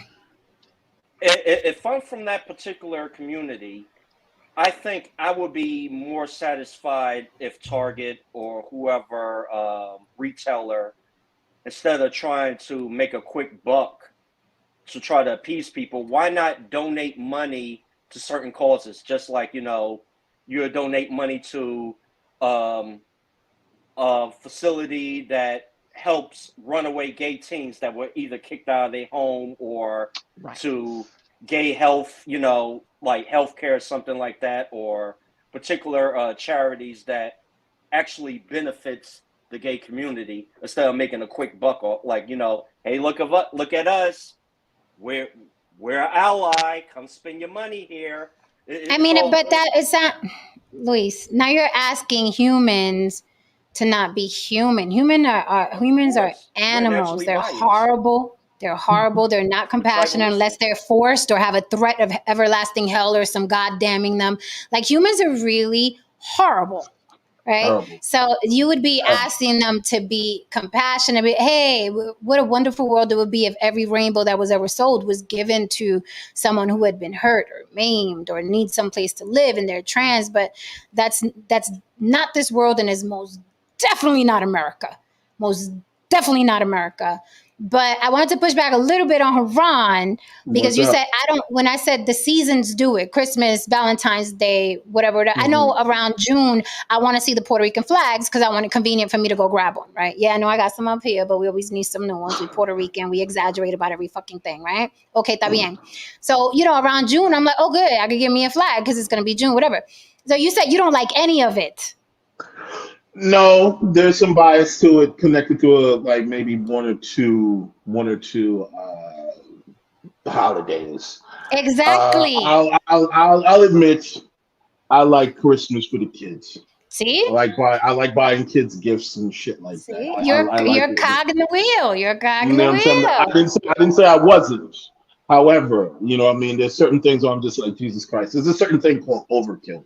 Like, for instance, if you notice, I mean, they might as well just phase out Thanksgiving, because after fucking, Halloween, we're just going straight into fucking Christmas now. Yeah. You know what I mean? I'm seeing places with ornaments up. You know what I mean? You're seeing the commercials. I mean, Halloween is has become a bigger, well, I wouldn't even say holiday, but a bigger event than Thanksgiving itself. You know what I mean? And I guess mainly because you're not making that much money off of Thanksgiving, whatever. Well, but there's certain things. Wait, one thing, sir. There's just certain overkill. There's just overkill. Like what you said the other day, Jen. You know what I mean? Like, it's like Secretary Day. There's like Hug Your Dog Day. There's like Sibling Day. There's like, Hopscotch Day. All kinds of shit. And it's like, what the fuck? But they do it because you are the customer and they know that you like Christmas for the kids. And that is why they do it. That's why they're able to do Secretary Day and Dog Day and Bump Your Knee Day and Big Lip Day and Small Lip Day and Blue Day, Blue Eye Day. They know, like, they're working you. They're like, oh, we just got to make something. And they work. And that's why I don't partake at all. I do not do holidays. I don't. No, at all. None of them. Can I say something right quick? Yeah, Lewis, I'm sorry. Go ahead. I'm sorry. Oh, and Haran, I apologize for interrupting you. No, brother. Here's the thing, because I work in food retail, Thanksgiving is the largest money-making season for food retail.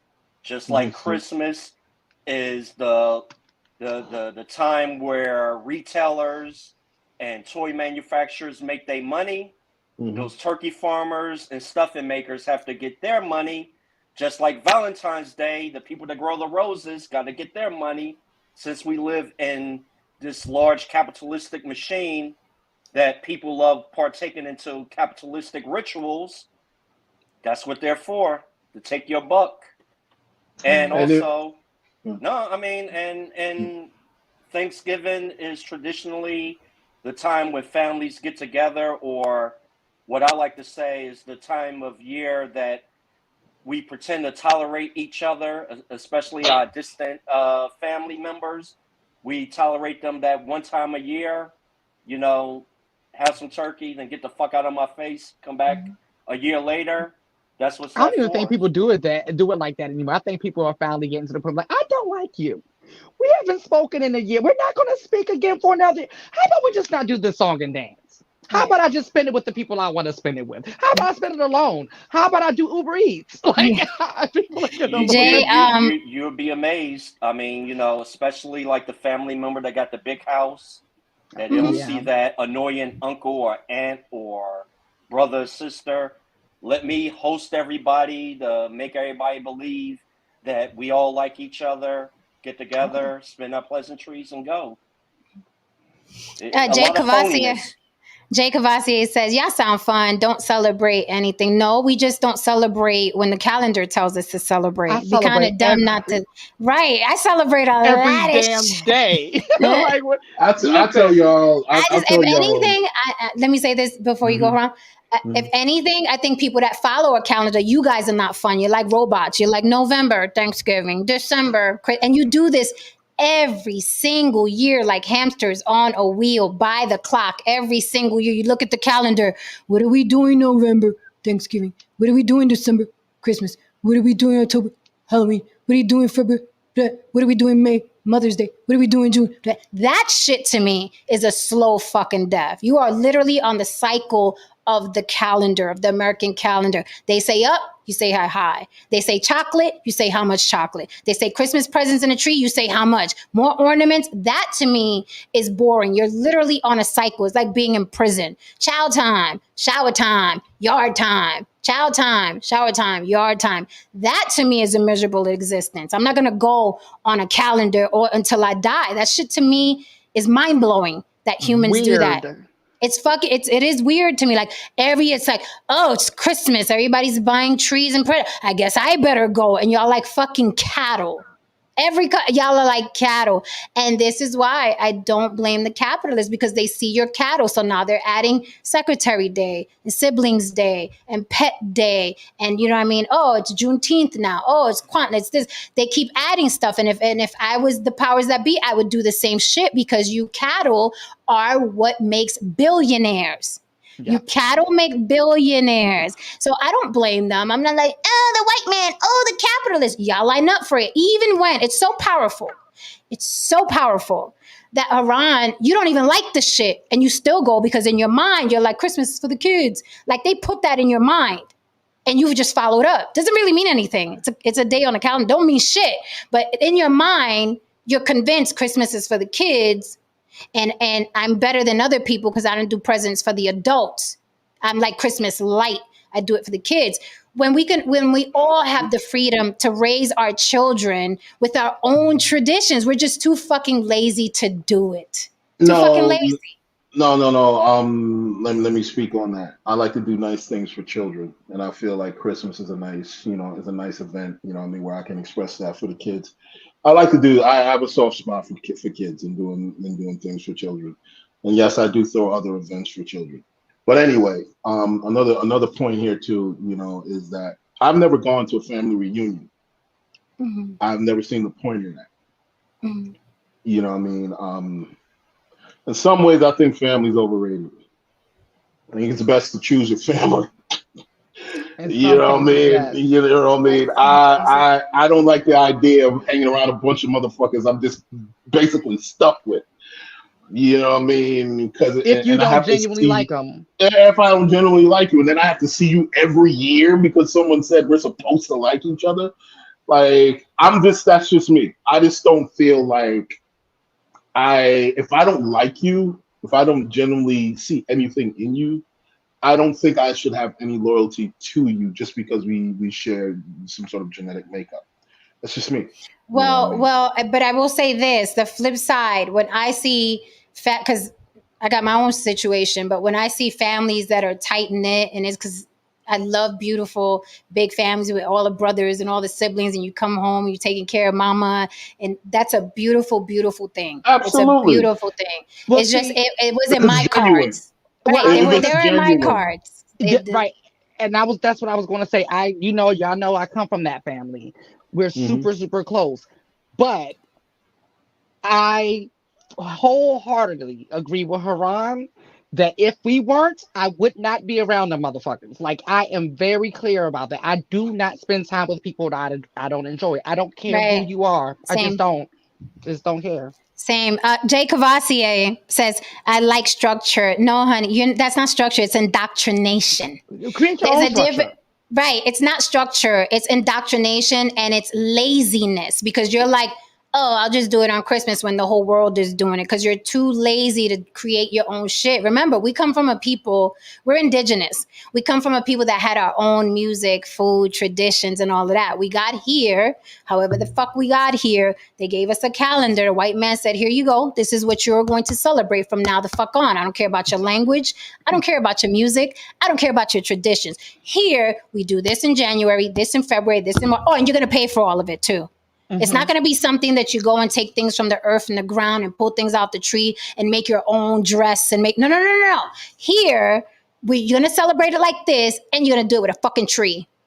And you need some fucking ornaments. Oh, and you need gifts and you need some fucking gift wrappers. Oh, and we got February too. And you know how you're going to celebrate February? Not the way you celebrate love, the way we do. You get you a fucking chocolate heart, roses, okay? So you're indoctrinated. That's not structure. You're indoctrinated to move on the fucking wheel of America. And I just fucking refuse. I detach. Somebody asked, do I celebrate my birthday? You damn fucking right, because that's when I landed on this bitch. So yes, I love me a birthday and any occasion that has fireworks. I like glittery shit up in the sky. But, you know, I celebrate a lot of things. In my family, I started the tradition of celebrating October because a lot of people I love were born in October. So that became like our own little tradition. I'd rather do that than wait on November so I could get with the family. Like I'm not, listen. So you created your own structure. And that's what Yes. I'm saying. Create your own structure. Like that's how I do. I have certain days that are special to me or special to me and my friends. And then, but like every day is a damn party for me. Like I'm just like, that's why I don't understand. I'm like, you all sit around and wait. And let me say this. And I promise we're gonna jump because we got 20 minutes, so we're gonna jump into the main topic. But let me say this, and I hate to sound preachy, pero aquí estamos, okay? There is so much fucking power in creating your own traditions. A lot of the shit that we complain about society, systemic oppression, racism, it is because we are a cog in the wheel, because we partake. If you detach, okay, from the cracker, okay? One time I went to see Minister Farrakhan speak, and he said, a lot of you are tied to the cracker. Right? You complain about the cracker. You got a lot of shit to do, but that Christmas come along, that cracker holiday that they gave you, and you go running to Target, okay? Thanksgiving come along, that cracker holiday, you go running to get the turkey. So you are indoctrinated and fully enveloped in a participant of the system that you complain about every fucking day. I forgot. So it's like fucking politics. People, oh, I'm complaining about the president. Bitch, do you vote? Then eat your president. You vote. You're partaking in it. Why are you complaining about the politics you partake in? You vote, eat it. Swallow that president now. I don't partake. I have no complaints. I forgot that Farrakhan said that. And ironically, he is now attached to the cracker. It don't matter. It don't matter. I'm not. You know what I mean? I'm not. I totally believe you. I totally feel you because I mean I celebrate the first day I actually had sex. I was about to say it's a milestone. Kari said, Kari said, what if I buy my Christmas gifts in October? What if you just buy gifts for people? What if you Pretty just, much. what if you're in a store and you think about, yo, such and such I know likes the color blue. That's a beautiful blue vase. I'm going to get him or her this blue vase. What if you just buy gifts? What if you just fucking detach from the Do you shit believe you in? complain about? Let me ask you. Let's just say if you were married Yeah, for shits and giggles, shits and giggles. would you celebrate your marriage anniversary? Would you celebrate the anniversary of your marriage? If I was married, first of all, I don't like marriage, but let's just say for shits and giggles, For shits and giggles. for CGI and AI effects. Yes, yes, yes. If I was married, yes, I would celebrate the time that him and I connected. That's Oh, personal to me, right? oh, The day we set eyes on each other, because it's the birth of something. That's why I like no. celebrating birthdays, because it is the birth I of swear something. Like you I come swear into, you're. Sorry, I swear you're just a lot more sentimental than people give you credit. You just I really mean, are. but You come just on. fucking sweetheart. Back in our villages, back in our tribes, were births not celebrated? Of course, You know what I'm absolutely. saying? Like you hold up we all saw Lion King. You hold up the little baby, and it's like, you know what I mean? It's a celebration of life. So I'm with that, but I'm off that calendar. I've been off that calendar since my early 20s. I will not do it. And let me tell you something. In the defense of a lot of people I know and love, in the defense of you, indoctrination and brainwashing is fucking real. It is fucking real. And changing tradition is scary and it's work. So the majority of human beings just jump on the hamster wheel and say, fuck it, it's easier for me to follow the calendar, because if I don't follow the calendar, then I got to be responsible for traditions and culture. And I don't want to do that. I just want to go to work and go home, beat my dick, have a sandwich, go to sleep, and wake up and do it again. That's the average human being. If you detach from that calendar, from the now you have to create things. Now you have to create your own tradition and your culture, and that's work. And most human beings are lazy. They want to stay on that wheel until they fucking die. And I get it.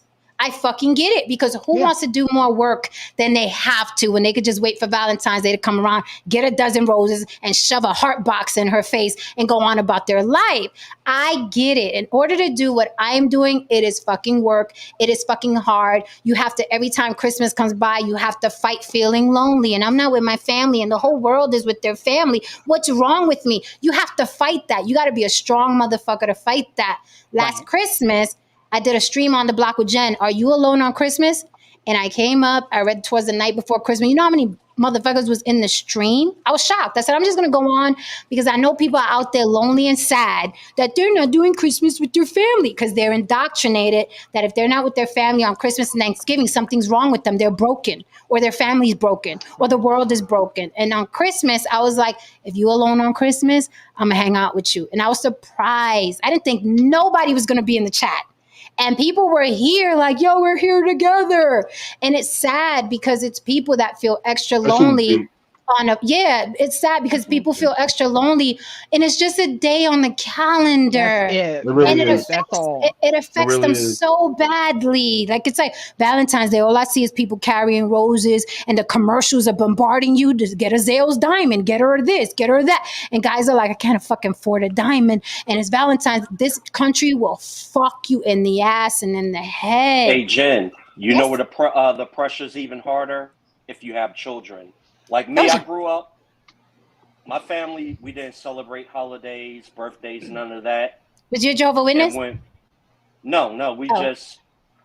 just didn't celebrate that. Okay. My father, he came from Jim Crow, Georgia, Oh. and the stuff he experienced back in the day, he was just trying to survive in the machine.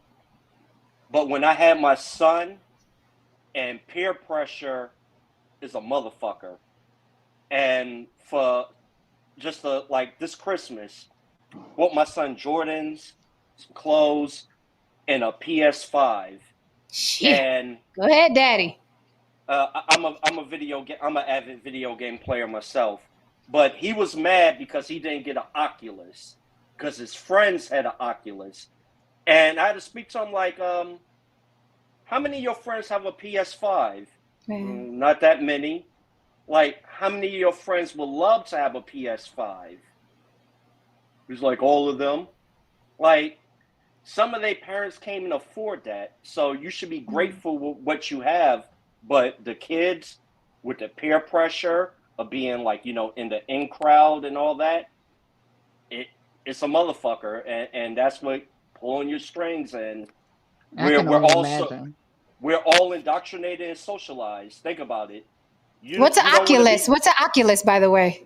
It's the VR Oh, virtual oh, reality okay. goggles. Okay. I was like, I don't know And what the fuck. and think about it. You don't want to be the jackass that don't buy your girlfriend some roses while all their girlfriends are getting roses on Valentine's Well, Day. let me tell you I'm something. gonna I was say, just about to Go ahead, say Lily. Go something. ahead, Lily. Because I got I was something. just about to say this. Whenever I've been in relationships, I let the guys know, listen, I love gifts. Okay? You're more than welcome to buy me a gift any day except 2 days. Christmas and Valentine's Day. I will be offended if you buy me a gift on any of those 2 days because that means you're, like Jen said, that means you're being lazy, you're not being thoughtful, you're being mechanical, and I like things with thought and soul and feeling behind it. So that's mechanical. The calendar told you to get this gift. That doesn't. But Lily, I, you got a bunch I, of people with no soul. They're part of the machine. Think about it. They get up, just like you said, Jen. You watch TV. You watch the news. Is somebody getting killed? You go to commercial break. Consumption. Then you go back to the news with more fear. Then more consumption. In the news break, you see your sports. Who won? Who lost? And the next show is nothing but consumption. We're all bombarded. You drive in. You look at the fucking billboards. Your newspapers have more advertisement than the fucking news. You're scrolling on your phone, which is the greatest thing and the most dangerous thing in the world right now. You pop up ads, consumption. No, I listen, and that's why I say, you know how mentally strong you got to be to fight this system, just psychologically. Because even every now and then I'll catch myself, and it's like, oh, hold up, Jen, that shit ain't you. They put that shit in your face. Hold on. Like I catch myself because it is consumption, and we're constantly seeing it. I want it. And then before it's like you got to catch yourself. Be like, hold up. Before that commercial popped on, motherfucker, was you even thinking about that? No, I wasn't. Then shut the fuck up. Get back to what you were doing. This is me talking to myself. It is not easy because we have been raised on people telling us what it is we want and feel and need. Raised on it. Our parents were convinced of it. It's generational. Our parents convinced us of it. But I've always known I was different because at a very young age, Christmas didn't feel right to me. It just didn't feel right to me, even as a child. But, you know, I was a very creative creature. So even when I did get toys, I had to transfer it into something else. I still do that now. Right? Like I got the Barbie dream house and the Barbies, but I was like, what the fuck is it? She has to do something. I'm gonna write a script because these bitches are boring. So then I started writing scripts for my Barbies and creating accidents in the Barbie dream home and car accidents and you know, doing makeup with the little makeup that the kit that the Barbie came with. I started doing bruises, mixing red and blue to make purple. And I was always that kid that needed more. What else? What's behind this? So I know I was different, but I'm like, I'm here to teach. Like, we are all fucking zombies of the system you claim to hate. And that's why the system doesn't change and the system don't give a fuck that you hate it, because you're going shopping on Valentine's Day. You're going shopping on Mother's Day. And ooh, that mother guilt. Ooh, you don't get that card from mama. You might as well jump off a bridge. It is Mother's Day. How dare you? They got us good. They got us good. I will say this though. Valentine's Day ain't never had me running ragged. That's because you got 50 bitches on your roster. We're gonna show okay, up anyway. we really didn't need to get into particulars. I mean, give or take a 20. few. Give or take a I was few. just making a statement. We didn't need to get into particulars and specifics. But yes, it never had me running ragged. It's too expensive. I did love the Rubik's Cube. I did have the Rubik's Cube. You know, there's an algorithm that basically solves it within 10 seconds. Really? Mhm. Oh, I used to know the wow. algorithm. I used to just. It's a nice, neat little parlor trick when you're trying to impress a woman. Interesting. You know what I Hello, mean? Tristan. Oh yeah. What are y'all lying about today? Everything. Oku. Child, we done blame some 19-year-old, Everything. what was it? What 19-year-old? We done blame some high school 19-year-old killing all her classmates and kids over a cell phone. That's another I thing. mean, I did they mean, duck? yo, New Diamond Oh, got be having me new dying. diamond, new diamond, New new Diamond diamond, having me die. Hi, New Diamond. Hi, new Mama. new diamond. I've actually composed music for black women on their birthdays. Okay, Oh, I sweetheart. know them So, drawers dropped. I know them drawers dropped. oh, very quickly. Jay Cavassier, success is on the other side of service, being of service to others. If you're not useful, you're useless. I constantly remind myself. Absolutely. Absolutely. You want to be real gangster? You want to be real gangster? Be like, I ain't getting you a fucking PS5, but we're going to take that $500. How much does a PS5 cost now? 500. Jesus.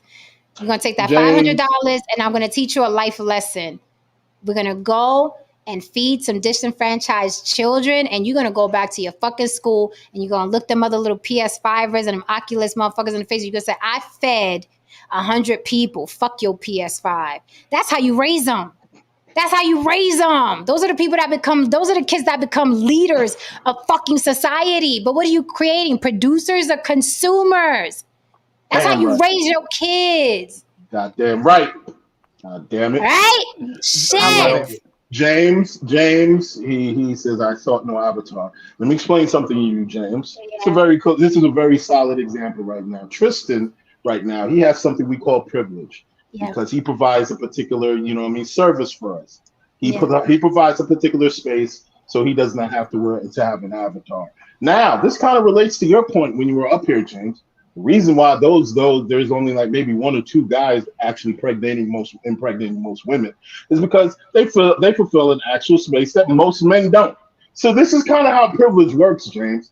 When you have privilege, you can do real cool things like impregnate most of the women of the room, or actually come on Jen's panel without a goddamn fucking without camming up. See, That's Oh, pretty much how sounds life nice. works. James, mind your business. That's how the world Mind your works. that's business. really how it works, James. That's how the Yeah, world works. that's the world. I'm Where sorry you get someone that picture didn't tell you from? this. James, Where you James Oko Tristan is the only one that can Only come one. up with the only one. He's the only one. He's like Neo. Yes. He's the one. Yes. You know Um, what, that Goku James? picture is hot. It You know is. what, James? Here you go, James. Nobody cares. At the end of the day, nobody cares. Oh, In that order. In that order. Really, really, really, really. Nobody really fucking cares, man. such an ass, Tristan. We got a few minutes left. You won't get into the main topic? Go ahead. Fuck it. Okay, Let's we wing got a it. Let's few go. minutes. We got a few minutes. First of all, we got 43 people in the room. Let me get 43 likes. Even the lurkers. No one's going to know that you liked it, you little bitch. You're here enjoying the content. Hit the like for mama. Hit the like. Yeah, James, get your life. Get your life so you could come back up here and annoy the fuck out of us. There you go. So we had an amazing. First of all, thank you so much for your contributions to this conversation, Lily. Thank you for being so freaking candid with your point of view. Louis Cognier, it was a pleasure. Let's get into this real quick. We got a few minutes. This girl right here. Oof. Okay, so the main topic tonight we were supposed to get into at the second hour, but we didn't, was Detaching Jaxn. Detaching Jaxn finally breaks her silence and went on a podcast today called something about my wifey, some wifey podcast. And Detaching, right, spilled all the beans about Derrick Jaxn, her marriage to Derrick Jaxn. The reason why my headline says, did Danae expose Derrick or herself, was because I watched the podcast, so y'all don't have to. I watched the whole hour. Part 2 is tomorrow. And I was a little surprised at what I heard. I thought it was going to be some big violin story and what he did to me. But sorry, honey, Danae sounds like she was a willing participant in the hell and hot garbage that marriage was. Okay? I thought she was going to be out there playing no. Several times, Danae, you know, the bonnet girl that was sitting there dotingly, you know what I mean? Two things really quickly, and I'll pass the mic. It is what I spoke about before, and you guys do not believe me. A woman you cheat on turns into another woman in your life. I told you it's going to look the same. I can liken it to, have you ever seen a horror movie where they bring somebody back from the dead and everybody's happy the person's back from the dead, but they was like, oops, we forgot the soul. We couldn't put the soul back in. And then that motherfucker starts killing people. Right? The same way a woman dies when you cheat on her, when you betray her, but she will still have sex with you. She will still break bread with you. She will still raise your children with you. She will still take care of your home. But that woman is soulless now. You have betrayed her. She is gone. Even if she says, honey, let's go to therapy. Honey, it's okay. Honey, I'll get over it. It is a different woman in your house, in your bed, and on top of you. But y'all don't want to listen to me. This woman, Derrick Jaxn, literally, okay, echoes my sentiments. She continued in that marriage. First of all, before the marriage, he was a dog. During the marriage, he was a dog. When they were on and off, he was a dog. She said there was a point where she was on shifts. She would walk by the other women on the staircase that were fucking her man. She would walk by them. She knew it. Monday, Wednesday, and Friday, she said, at a certain time. And the chicks would walk by each other. She also did something else. Women usually fight for a booby prize, right? When women know that another woman is in the cipher, okay? That's really a thing? No, oh, what? Oh, it's a thing. Somebody told me that. Somebody else told me that. Like, that's really a thing? It's a thing. They get involved. It's like the Monica Brandy song. You need to give it up. Yep. It is literally like Oh, that. He's mine. You made a had him once, but I got him all the time. Oh, Yeah, shit. no. Women, they get catty, they get vindictive, okay, they get competitive. They're like, bitch, you ain't gonna get him. Never mind that him is a booby prize. He's a man who cheated on you and cheated on you and lied to you and lied to you. But the woman focuses on the other fucking woman, and that becomes the issue, right? Now, eventually, one of you does get him because he gets tired of hearing one. Whoever's nagging the less eventually gets him. But you just want a booby prize. You want a motherfucker that ain't shit. Now he's all yours. Congratulations, you played yourself. Right? So Danae did the same thing. She said that when he asked her to marry her, right? She felt like, yeah, now he's mine. Now you bitches is gonna see. I'm paraphrasing. Yeah, I felt like I won something. Like, oh, he's serious about me. Never mind, he was spreading dick all over the place. And she had 3 abortions prior. Then she got pregnant. She was like, I'm keeping this one. This is all her saying. This is not rumors. This is all her saying it on the podcast. So she won her booby prize, put a ring on it, and the hell continued. But she was a willing participant. And Haran, there's a conversation you and I had. She kept referring back to something that the incel, the manosphere complainers, the men that aren't having sex are always complaining about. She kept referring to how fine Derrick Jaxn is and how she would look at him and he would have his shirt off. So it goes to show that, yes, women, you can get over on a lot if you look good.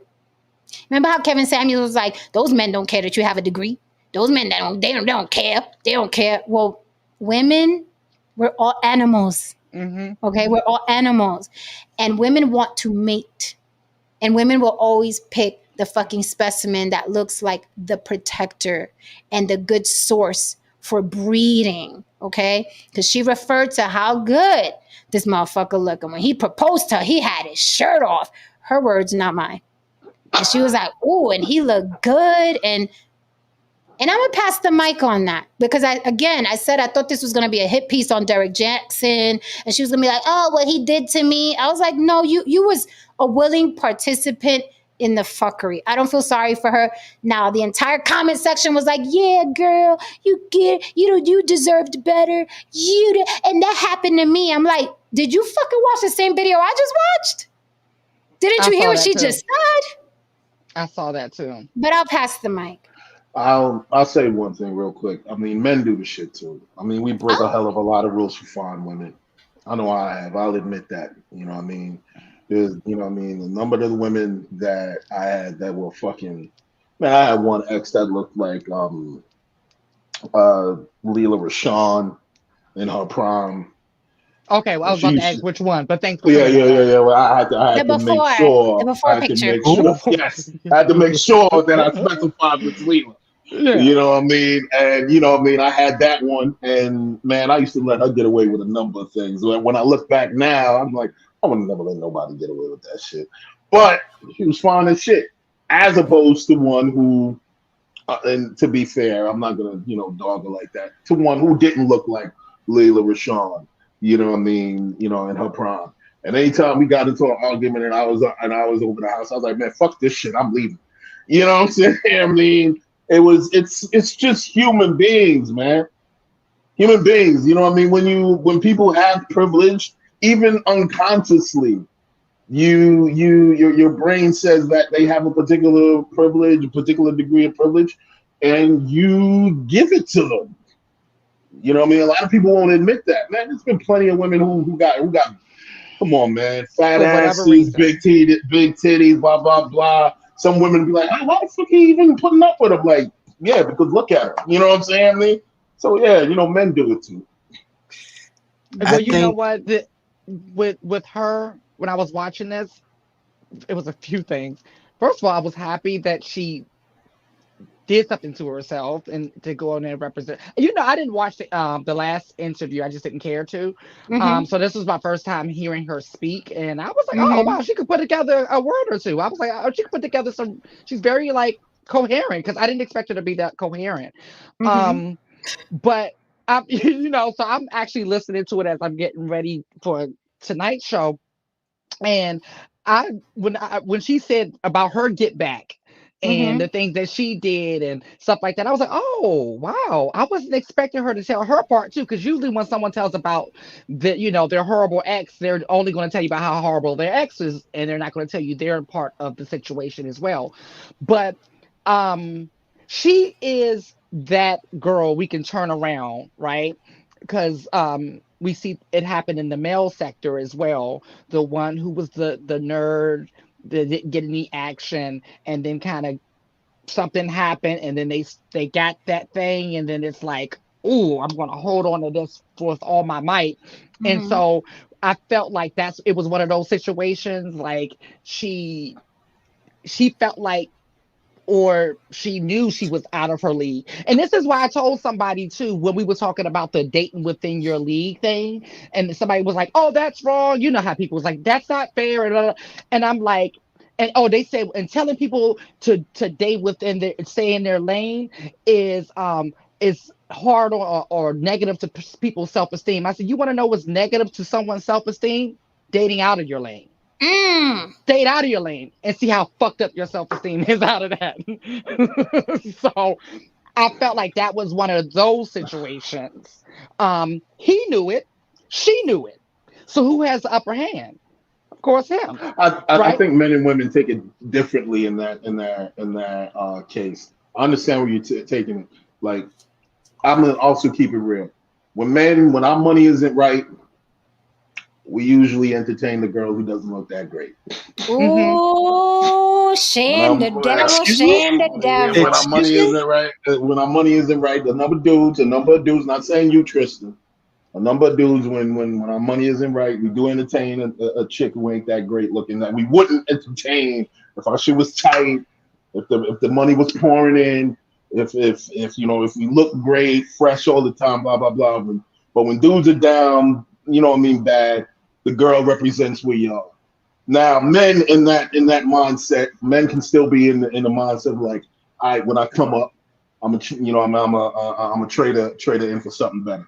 I hate to say it, but it is what it is. Well, that sounds like that's what he did.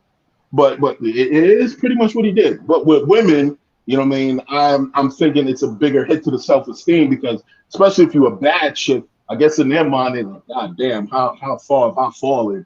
This motherfucker got a crooked face. You know what I mean? I wouldn't even look this man in the eye at one point in time. This is how far it's gotten for me. So I would assume that that's a huge hit to the self-esteem of a woman who is particularly So attractive. it Oh no, sounded like I'm saying if you date above your pay grade, Okay. that can fuck as a woman, that can fuck up your self-esteem, right? Okay. Because then you're gonna end up being her with the Derrick Jaxn that's gonna run all over you, you know? I hate you, Tristan. That What do that's you, you, Haran. I was That's just about to that say is this. I was you. just about to That say, why is gotta be you. a dog? Why gotta be a dog? That is you, sir. That's you. So let's go back to basics because humans hate fucking reality and facts. Humans hate they cringe. But again, you know what I mean? Muscles win. Muscles win. It's just that simple.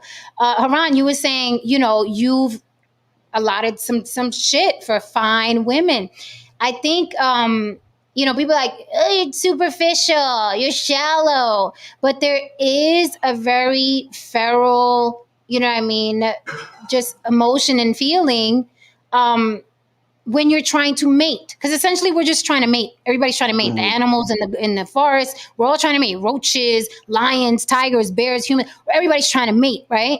And everybody wants that fine mate. So it's not even about being superficial or shallow. We're looking for the best mate. Like men are looking for this, whether it's 100 pounds or 300 pounds. If the bitch body can do this, they are interested. That is what they are attracted to. Same thing with women. We want this. We want the broad shoulders and the V, you know what I mean, midsection. Now, listen, yes, many of us will settle for bitches with the fupa and the guy, then when he's on top of you fucking, you can't see his dick. You'd have to lift up his belly.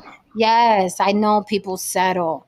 But in the best case scenario, if a man or a woman had access to someone who was fine, they are not going to pick the person that's not fine. It's just not. I mean, Jen. I mean, to your point, I think it was yesterday. You were saying you saw the Fast and Furious trailer and you wasn't even thinking anything of it. That shit was white noise. And then the moment you saw Jason Momoa, all of a sudden you was ready to Oh, go in your pocket. You was ready to go in your pocket, spend take your my money. hard-earned money, spend your hard-earned money. Yeah. Hard earned, Haran. And I was ready like, to take my spend money. Take my money. ready to spend your hard-earned money on a movie that's pretty much the same as the other 30 Hot motherfucking garbage. movies before it. And they Hot knew that. garbage. They knew that. That's why they hired him. That's why he's on Right. the fucking cast. Like, look, Right. earlier, folks, I was watching a podcast. I was watching a show on a particular brother, and he was saying something to the effect of he was upset because there's a number of hardworking gentlemen who have degrees, who are the best suitors in their mind, and so on and so forth, and they might be average or average looking, and so on and so forth. And they said that women are where they are in this world because they choose the Derrick Jacksons, the guy with muscles and pretty hair and pretty eyes and so on and so forth or whatever. And I'm just like, yeah, that's kind of the way it works. Yeah. Yeah. I mean, because if you kind of think about it, I mean, like, come on. I don't care how educated she is. I don't care how well put together she is. If you come in there and you look like, I don't know, Barney Rubble, and you're an accomplished gentleman, you have some amazing stats connected to you. But a motherfucker that just came home has an 18 pack. He looks like he can just carry wheelbarrows on his back, and he's ready to go. And she hasn't had amazing sex in 3 years.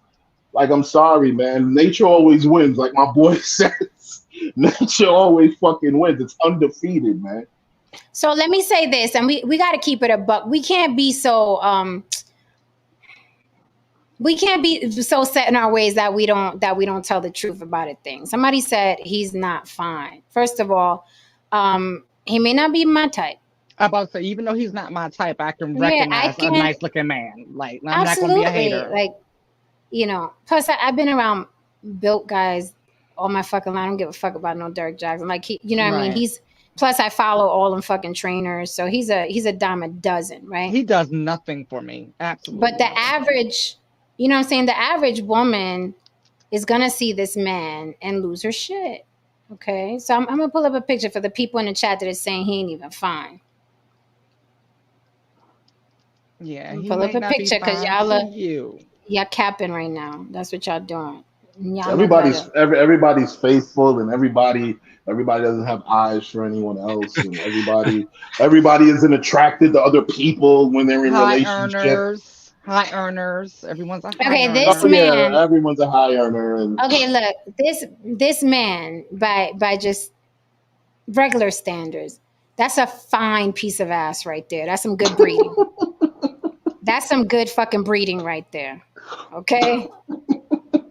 He may not be my type. I may walk by, he got the hat twisted on a little too immature for me. I can tell what Yeah, personality he got. I can tell what yeah, I personality can. he got, Right, right? But you ain't gonna tell me, right? Me being away off in Miami, keeping it 100. If I was into, you know what I mean, sexing and shit, that's some good breeding right there. And then you pat him on the booty and send him back to his wife, right? right. This is the reality of life. This is how people think. But I don't know, for some reason, you guys want to dumb up like, no, that ain't how life in the world works. That is how it works. No different than an attractive woman. That man right there is some good piece of ass, good breeding. He used to play football, so he probably got that hoot in him. You know what I'm saying? And women want that. Women want that. So she admitted herself, his ex-wife admitted herself that every time she looked at him, she was like, oh, wow, like, look at me. I'm the nerdy chick. Admitted she was the fat chick in school with the pimpled face and the acne. And she came up getting with him, right? She used to like feel like, yeah, look at me. Like, yeah, I used to think I was X, Y, and Z, but I got the guy. I got the football star.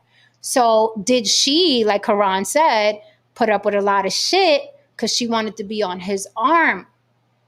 I mean, if you walking past your husband giving it to a chicken mid stroke, it's safe to assume that you're putting up with a lot of shit. So let's segue really quickly. I'm glad you said that because this is one of the most controversial things she said that's gone viral, and people are playing a violin for her. But I was like, that's not how I saw it. Anywho, she said that she knew other women's bodies better than her own because she went snooping in his phone. She was like, I'm a snooper. She went snooping in his phone and saw several videos of him having sex with other women. So she would study those women's bodies and try to look like those women. And she would study how they had sex because she wanted to keep him. So she felt like if she studied the way that they were having sex, he would turn his interest to her because now he's getting it at home. Her words again, not mine, not a rumor. You can watch the podcast. She literally said she knew other women's bodies better than her own because she was studying these little videos. Now, I don't know. Did Derrick get to the point where he was like leaving those videos around on purpose? Mm, mm. It happens. So I she feel she's said a that. sociopath. What happened, Tristan? I think she's a sociopath. I think she enabled them. That's what it looks like. Because who stays there and says, oh, I get off on watching him have sex with other men? And she says, I looked at the women more. I think she was like, hey, I got this guy. You realize she only left him because it came out. She would have stayed if this never came out. True, because we didn't know nothing about her. She was happy in her bonnet till we And started she going was over there running the knocking on the business door. and everything. She She's gonna loved every second of it. You know what, Tristan? she's gonna talk about the bonnet tomorrow, Lily. Oh, Tristan, okay. Tristan, you have a solid point because there's a lot of people right now who are putting up with a lot because no one knows. I said that about Wendy Williams every single time. I said Wendy was mad that we found out. Wendy knew for over a decade. She was mad we found out. And Right. then insult was added to injury when he impregnated the lady and we knew about it too on top of that. Like that's what the big deal is us knowing about it. And when they I found out that he was into other things as Oh yeah. well. Yeah, Okay, that too. so Jay, I swear, y'all just be misconstruing everything. Jay says, for as much as y'all are against red pill evolutionary psychology, y'all sure do agree with a lot of it. First of all, I am not against red pill. I am against fucking abusers of women, and I am against motherfuckers who blame women for all their ills. That is what I'm against. I'm not against, yeah, women lie and men lie. Men are full of shit and women are full of shit. The problem with red pill is that they concentrate on women being the problem when they are their own problem. They don't get up, they don't wash their ass, they don't clean their fingernails, they don't go to the dentist, they don't work out. That's my issue with the red pill.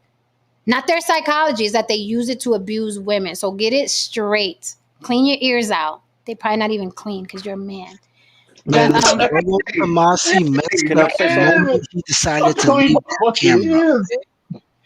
Once Rollo oh Tomasi yeah, you left think his I'm lying? seat, You think I'm lying? You think I'm lying? Watch this. Lewis, pull out your AirPod right now and look at it. Look at it. Look at it. What? Look at the AirPod. Does it have little yellow Yeah. wax tips on it? See? Thanks for being honest. Thank Thank you for being honest. Jesus Christ. That is why y'all need women, okay? Because I be on like, Christ. clean Hey. your AirPods. Hey, Jen, that's a fact. you know what this proves also? What? This proves that no matter, at the end of the day, people are going to tolerate shit from you if they're sexually attracted to you. And that's what a lot of people do not want to look. Yes. Like people look, and this is, look, I'm in the manosphere, all right? And this is one of the major complaints people will say, oh, well, if I approach a girl and she just give me the stink eye, yeah, because she's not attracted to you. And if someone look like Derrick Jaxn approach him, hey, bitch, she'll giggle and laugh. But if the average person like, I've seen it. hey, I've seen you know it. what? You're getting an HR charge. They're going to call HR on your ass. At the end of the day, it's about who's sexually attracted to who. I keep telling But y'all, man. now, the what older- I'm afraid, she's going to be burnt out now, and she's going to become a straight up monster. And she's going to become the predator in the future. And she's going to get some simp and rip them apart. I saw signs of that in the interview. Lewis, check this out. She admitted to using a friend to get Derrick jealous so Derrick could go back to her. So she's not beyond using people to get what she wants. And that is why I said, did she expose him or did she expose herself? Yep. This is not the little innocent It's Christian that we thought. Okay. Look, listen. It is No, they were using each other. And I respect it. It's human nature. The human I condition. respected it. It's the human condition. When it comes to gender politics, particularly, everybody's full of fucking shit. Right. And nobody did nothing to nobody, but everybody did something to you, though. You know what I mean? Everybody's always doing something to you, but you never did anything to anybody. Trust me. If I talk to a number of your exes, I'm pretty sure I'd hear some very colorful fucking things. The damn sure would hear some colorful things. They think I'm an ascendant master. Thank you very much.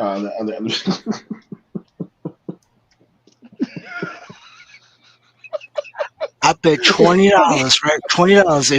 If we talk to Lily or Jen's exes, they're gonna be like this. They some crazy mother effers, but do you have their number so I could call them real quick? I guarantee you it'll happen. One of Gen X's is gonna be like, yo, you see this right here? You see this shit right here? First of all, he should have did what I told him to do, and there wouldn't be no this right here. And Haran, it's here, by the way. It's not even over here, but he should have listened. You with it right here? Oh my God, Jen, that's some vitamin. Oh God. Yeah, and this is how you see Jen's mini PTSD. She leans in to express her criminal behavior. Like she's like this. No, allegedly. Okay, Your Honor. Allegedly. New Diamond. Let's talk about sexy white guy. We will not, New Diamond. We will not. She don't get to say the she looking for. I love me some New Diamond. I swear I love me some New Diamond. I ain't mad at her. I ain't mad at her. She's real. Yeah, she's real and she's consistent, and I love it. Right. Just be consistent so I know who you are. I don't mind it. UK Arsenal says she knew he was like this before she married, and she did say that. She said that. She said she knew what he was like, but she felt flattered that he asked her to marry her butt. He asked because she was pregnant, I feel. So he was probably, and she said she was threatening him with taking, I'm telling you, this isn't the little innocent crying tears bonnet, I'm a Christian and no weapon formed against me. She said that she would threaten him often with, I will take this baby, move out the damn country, you will not see me or this baby. Then Derrick called her mama and was like, can I marry your daughter? And the mother gave the blessing, and she was like, she felt like, haha, I got him, y'all. So you got him. I'm There going he to say is. something that might be controversial. I'm going to say it anyway. I think women generally within, I'd say 10 to 20 seconds know what kind of motherfucker they're dealing with. But they arrogantly believe that those were those girls. He won't do that shit to me. I would say So- younger women. Yes, younger. Okay. Yes, but I think as Okay. we Yeah, because they age- caught me slipping one time. Right, They caught exactly. me slipping one time. I was Exactly. like, But now, but now I don't look past it. I'm like, oh, I already know Yeah. what I'm looking at. Yep, go. oh, I'm yeah, good. now I'm it's good. Would make easy. sense. Now it's Yeah. easy. No, but I was caught slipping. I was like, Yeah, I got Everything caught he Everybody slipping. was. everything he Everybody was. says is real. We're It's gonna like live every forever man. together. It's like every guy, his first like bad chick. You know what I mean? He kind of like, it's kind of a new thing. You know what I mean? For him, he realizes he's starting to do shit he didn't do, previously. But after you get over that, then every other woman is just like, yeah, it is what it is. Yeah, you know how to move, you know how to operate. Mm-hmm.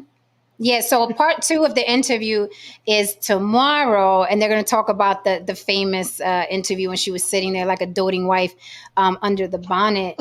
But listen, I was surprised to hear a lot of what she said. She sounds well-rounded. She sounds intelligent. She said she was the nerdy, fat black girl in school with the acne in an all-white school. And then here comes Derrick Jaxn, this football, you know what I mean, this football gorgeous guy, and he's giving her attention, and she was all in and she felt vindicated, like, look, I was the fat black girl y'all weren't looking at with the acne, but the football star wants me, and that snowballed. So in my opinion, she's not a victim. She was also trying to one up the other women, but she just got the short end of the stick, because it's what I said about these women. No, asshole, you're the bottom bitch, because you're the one that has to put up with washing his dirty drawers while the other women are having fun with him. They having fun with him. They send him back to you when you think you won something, but you won a booby prize because you got to wash his ass. Those other women don't, but women think that they win.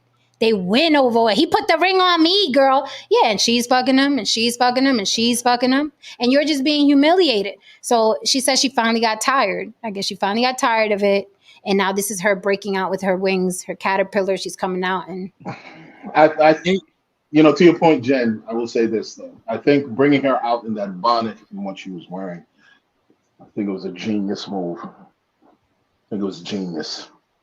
elaborate. Because by bringing her out there, and she is in full Holly homemaker mode, and he is on the mercy of the court, he has what is considered an average woman, him, Derrick Jaxn, taking and lovingly doting an average woman. If she was done up and she looked far better than the average woman, there would have been a disconnect. He was speaking to the average woman, which, to some degree is much of his fan base. He was trying to save his fan base, I believe, in But that moment right there. He could have still saved her with how she was today, because she gave me average, decent looking woman today. Like the average. Well, she was more so done up.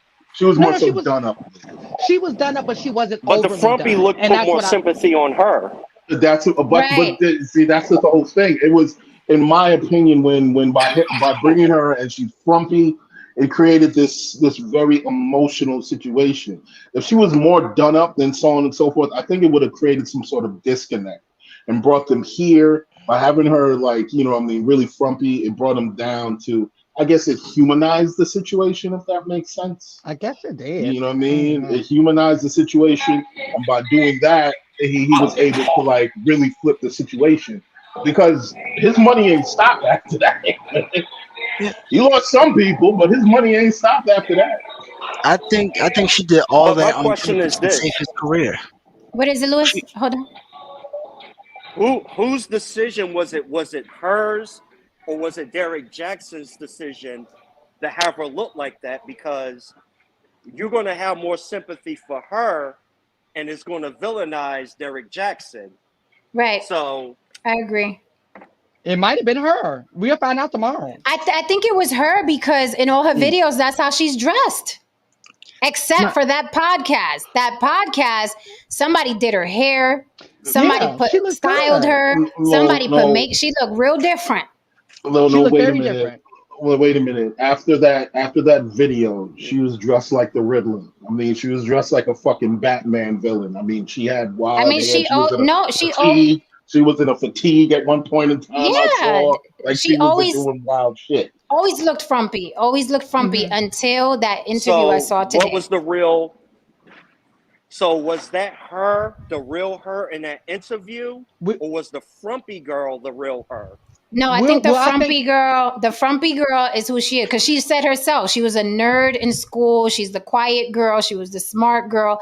So I think the real her is frumpy. But now with this newfound attention, whoever dressed her today, whoever did her hair, she's probably going to feel good. And she's getting so much support from women. We're going to see a different her now. Yeah, well, she played it perfect. Listen, when I watched this today, that wasn't who I was expecting to see. Right, or hear. I walked away with her like, oh, she's likable, right? She's more likable than what I've been hearing. And the other thing I was thinking was, it was something else I was thinking with her.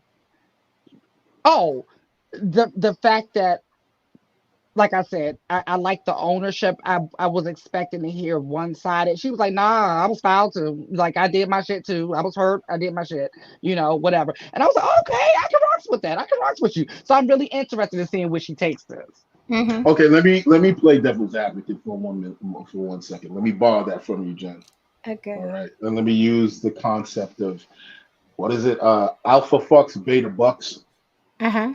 The concept being that the woman, when she is at her sexual prime, I suppose, I'm assuming this, and she has her options, she gives it all to the alpha, the guy, the hot dude. When she doesn't have that many options, or when she's ready to settle down, she goes with the average male or the beta, she settles, in a sense, what it's saying. Now, the flip side of this is, Derrick Jaxn, he did not have the resources. He did not look like that at one point in time in his life. So he gets with the starter wife. And then when his options opened and he became Derrick Jaxn, he goes with the IG model and so on and so forth. Well, let me jump in, because she said that he rose very quickly and the money was coming in very quickly and she liked the lifestyle. Okay. So she said, so the Derrick Jaxn from that we knew from like way in the beginning, that motherfucker was already making chips. Okay. And remember, he was cheating prior to that marriage. Then she got pregnant, and then he was cheating during, and then, towards the end. Okay. He was always fucking someone else. Okay. Like he was always fucking someone else. He was always listening. Always. She even said we were always on and off, right, Lily? She said we were always on and off, always on and off. So in between, he was like, well, let me do me, because he was a tall, attractive, built guy who played football. So he's always going to have options, right? Now, she claims she had her little legs closed during the off, but I doubt that. I doubt it. James is asking if DJ is your type, Derrick Jaxn. We answered that. Yeah, we answered that. James, you don't pay attention. No, he's not my type. He's not my type, but I see why women would like this. Right. But he's not my type. I can have a conversation with him, see the way he's dressed, even how he's posing, the way he's wearing his hat, and I know what he is already. I already know what's coming down the pike, right? Right. But you got to understand that women, we're a lot more similar to men than you think. We also see guys that are good for sex and nothing else. Derrick isn't 5'8", bro. He's like over 6 feet. This has been confirmed, and we saw pictures of it. I mean, that man ain't 5'8". You can look, you can tell. Yeah, you can tell he's definitely a sex guy. Yeah, Look, so listen. let me I wanted to finish my Okay, point that go ahead. women, sometimes we see guys that are we like sex too. I know it's cringe for men. Men can't take it. Men are like, no, women don't like sex. They only like my dick. No, in reality, in humanity, women also like sex. We're very sexual creatures. It is just suppressed because society tells us we got to be good little girls. But women like sex, men like sex, humans like sex, animals like sex, right? So yes, there are some men that we look at and be like, that'd be a good hit, but I don't want to take him home to mama. That'd be a good hit, but I don't want to have children with him. That'd be a good hit, but he's stupid. I can't have a conversation with him. That'd be a good hit, but he's broke, so I can't keep him. Women think the same way y'all think about the way y'all think about women. Like, yo, she fine, but she stupid. She fine, but she ain't gonna be a good mother. She fine, but she a hoe. So you'll hit, but you don't take her home to mother. And let me tell you something. Use a damn lie. Ladies, do not believe this. Ever, ever, ever. Okay? Jay Cavassier said, I prefer homely. No, the fuck they don't. Men do not prefer homely. That is something they tell women, and women do what men complain about in the manosphere. Well, you know, we're told to be romantic, and we're told to be this, and we're told to be that, and then men complain that that's not what women want.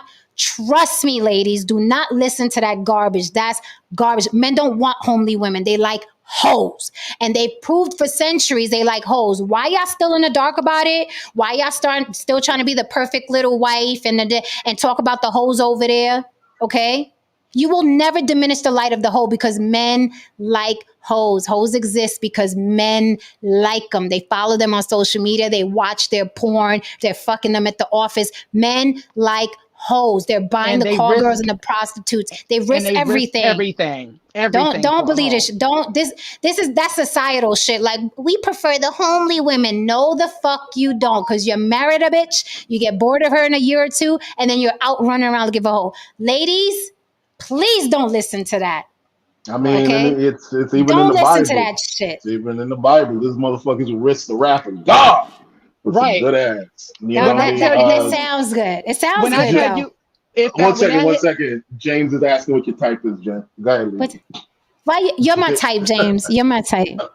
when I James, tell you, like, $100. it was a eye opener when I No, realized for real, that James, you my type. For real. Didn't I tell y'all he was cute? I yeah, say he looked like a young Ganya. You my type, James. yeah, James is not a bad looking guy. Um, Hi, James. and actually, James looks better when he puts the phone up in a right. Right? Yeah, when he doesn't have it like that. Because James when he be put it talking up, to I us said, like "Oh, this. James be talking to us like this. right." Yeah, so Because I thought, like, when he put it up, I said, "Oh, you look a totally different person when you put the phone up." So next time you can, like, learn, put the phone up. But it was a eye opener. Like, it was like when I realized that the lady in the street and the freak in the sheets was two different women. I mm, was like, oh my god! Like, I didn't know this. I really thought that was supposed to be the same woman, but in mm-hmm. reality. They want to bring the safe one home to mama. They want to marry the safe one. They want to have children with the safe one, but they want to be with the hoe. They tell the hoe everything. The hoe know everything about their wife. They know everything about their life. They know everything about everything. Like it's true that, like, they love the hoes. James, she said she wanted cash out. See, y'all motherfuckers always drop the fucking ball. She actually So told me behind the scenes that you were attractive. You just had it in, and you just really fucked it yeah, up, man. You and see, Wait, Haran. what's Two up, man? two things can be true. No, I didn't say two things can't be true. I didn't say that. I Oh, didn't say two things can't be honey, I always want a cash app. But yeah, James, true. She how did. you She doing, did man? say you were attractive, man. Right? Now, Didn't I see, say that? See, yeah, she did say that. See, see, this Yes. is how nobody you guys believes fuck me. up. This is how you guys fuck up. You probably done bumped in a whole bunch of motherfucking people, a bunch of women who actually wanted you, but you said alpha fucks and beta bucks, all kinds of dumb and See, shit. this is how the You know what I manosphere mean? is created, and they'll sit there and say women don't want me. You just ruined it right there. You just got your look. Mhm. You just got your look, man. I just want some choosing signals. You just got your signal. there you go. Right? You How want do to you choose top it? block yourself? That is horrendous. How you cock That block is yourself? terrible. So now y'all got me curious, and I'm looking for his height. Literally, it says this cannot be. He is not 6'5", y'all. Is he 6'5"? That's Yeah, what they I say heard. 6'5". That's what Look I at him heard. in this Yeah. picture I have on the screen. Yeah. Look how big he is on the chair. Yeah, he's about probably 6'5". that high. Yeah, he's about He was 6'4", he was a 6'5". defensive end. Yeah. Mhm. The kid he You, could play. yeah, you got to I be don't know where huge for y'all. that. I don't know where y'all got 5'8" from. This shit here says he is 6'5". The position he played in football, you He can't be played fucking D 5'8". end in college. Like the kid was massive. He's a No, massive yeah, kid. like I said, that's some good breeding right there. Shit. No wonder she was smitten. She was like, you could do whatever you want. Just keep coming home, baby. Keep coming home. Oh Okay, I my get you, Megatron sis. is I upset. And she get you. wasn't pulling those type of pieces. She said it. She wasn't pulling them type of pieces. So I get it. I get it. I Look, totally get it. She was young. She was the nerdy girl. She get this fine piece. I get And it. I get it. she said she was She hit the chubby. lottery. Yes, Right. and she She had said hit she the was lottery. chubby in high school. Right. So she was chubby in high school, frumpy, had bad acne, and you could tell because she still has acne scars on her face, okay? And nerdy. And it's funny because the podcaster, he asked her, and I was curious too. He was like, what did he see in you? You know, but he asked in a nice way. Like, what did Derrick say he saw in you? And she was like, well, he said that he liked that I was smart. And I was which can be like, true. Which can be true. what else?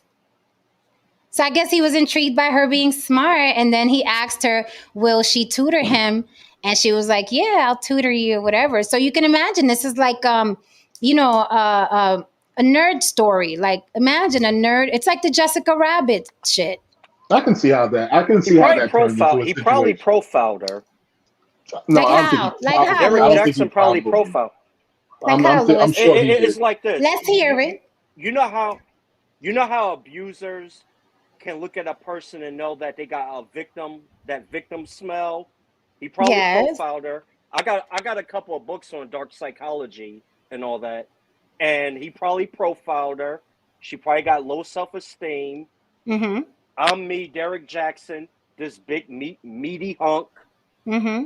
With her, she be looking at, I hit the lottery, and he probably manipulated her to a certain extent. Hell He yeah, was because she was the safe mesmerized one. by her body. Yeah. Mm-hmm.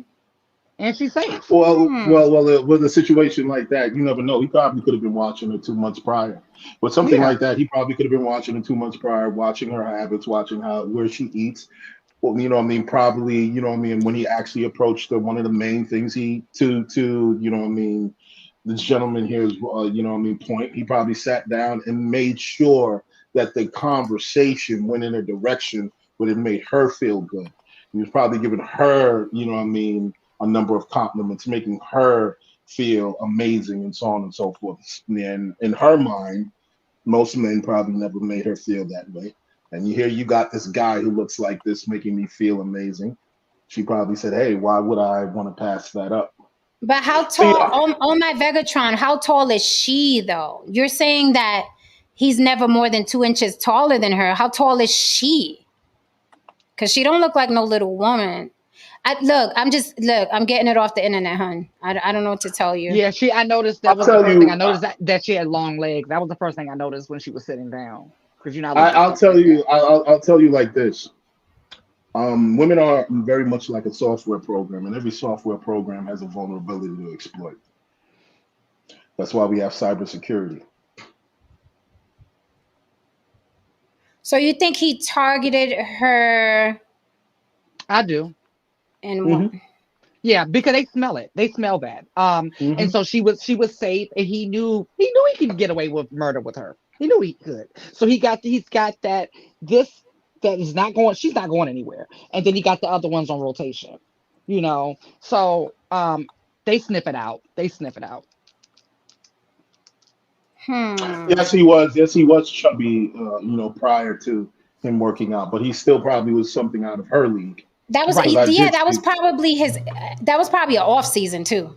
Right. Because he was playing football in high school, so he obviously had the genetics and the physique. Of course. I know that fat picture they're talking about, but that was probably. I mean, a lot of guys that work out have that chubby season. Yeah. It's like Because I don't think people just do what you're understand how doing, uncomfortable tall people are when they have to sit. Like you can look at a tall person, they cannot sit down comfortably at all. No, yeah, that's true. That's true. Dating tall people, that's something I had to. And my bestie's tall, so I've learned that. I wouldn't think about it on I'm like, my I am own. looking at this man sitting in his chair, look highly uncomfortable. Yeah, it's very because the world is not created for that. So it's yeah, No, you all have that. even like standing next to her, you can tell he hunches to accommodate her. Like you can tell. I'm looking at the pictures. Now y'all got me fucking stalking this man. You see like how he hunches like football players, like look at his neck and all. He's hunching to accommodate her. And she don't look like no petite woman. She didn't look But his petite height in is the interview. domineering. It makes her feel safe. Yeah, of course. No, I'm saying that they were saying that he doesn't tower over her, but I'm like, she's probably a tall woman. She doesn't look petite. She didn't look petite in the podcast today. She looked like a big woman. Yeah, she did. Right? She That was looks the like a first thing tall I know. woman. That was the first thing I noticed. Very first thing I noticed once they panned out. Very first thing I noticed when they panned out. I I said, was "Oh like, wow." she don't look like no little lady. I'm looking No. at her here. This lady look at least 5'8", Yeah. Yeah. 5'9". She's a big woman. Mhm. But yeah, wow, 6'5". Shush. Let me go on over to Instagram, follow him right quick, porque just No, for he's still research No, purposes. nah. see, ladies and gentlemen, Research. you see, ladies and gentlemen, you see how quickly an opinion about somebody can change when when you Very, find very out a true. particular variable. He ain't my Very type. true. Hold up, he's 6'5". Wait a minute. Right. You gonna push the follow button? Tell me all about it. Still Just not for enough for research. me. That Yeah, Research yeah, purposes. motherfucker, yeah. that motherfucker grifted the whole nine. But Jay said, "Nah, I'm just, No, but I just." I think we all got people we follow just to look at them. We don't care about Oh my shit they god. talking about and Oh what my they god. selling and what I mean, like. come Oh on, man. God, listen. I Hey, had one girl who was a lawyer. I didn't even know she was a lawyer. Right.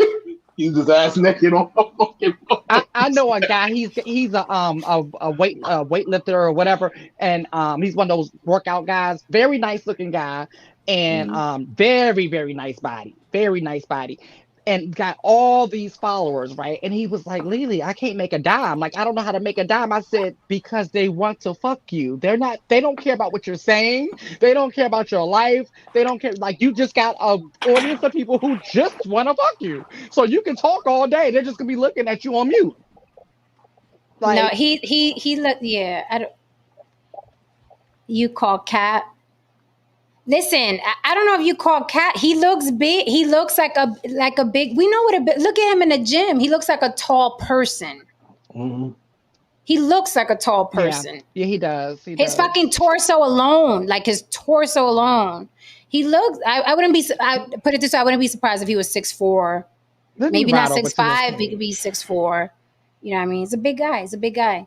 But you know, she said that he was fine and she was smitten. And during the interview, I mean, she's laughing a lot, she's giggling a lot. She doesn't look like somebody's victim. She doesn't look like, No, oh, what was me, what he did to me. Like no, she's laughing, she's giggling, she's talking about his shirt off. She still looks like she's smitten, to be honest. But she just looked like, oh, She now I'm probably getting this is. attention.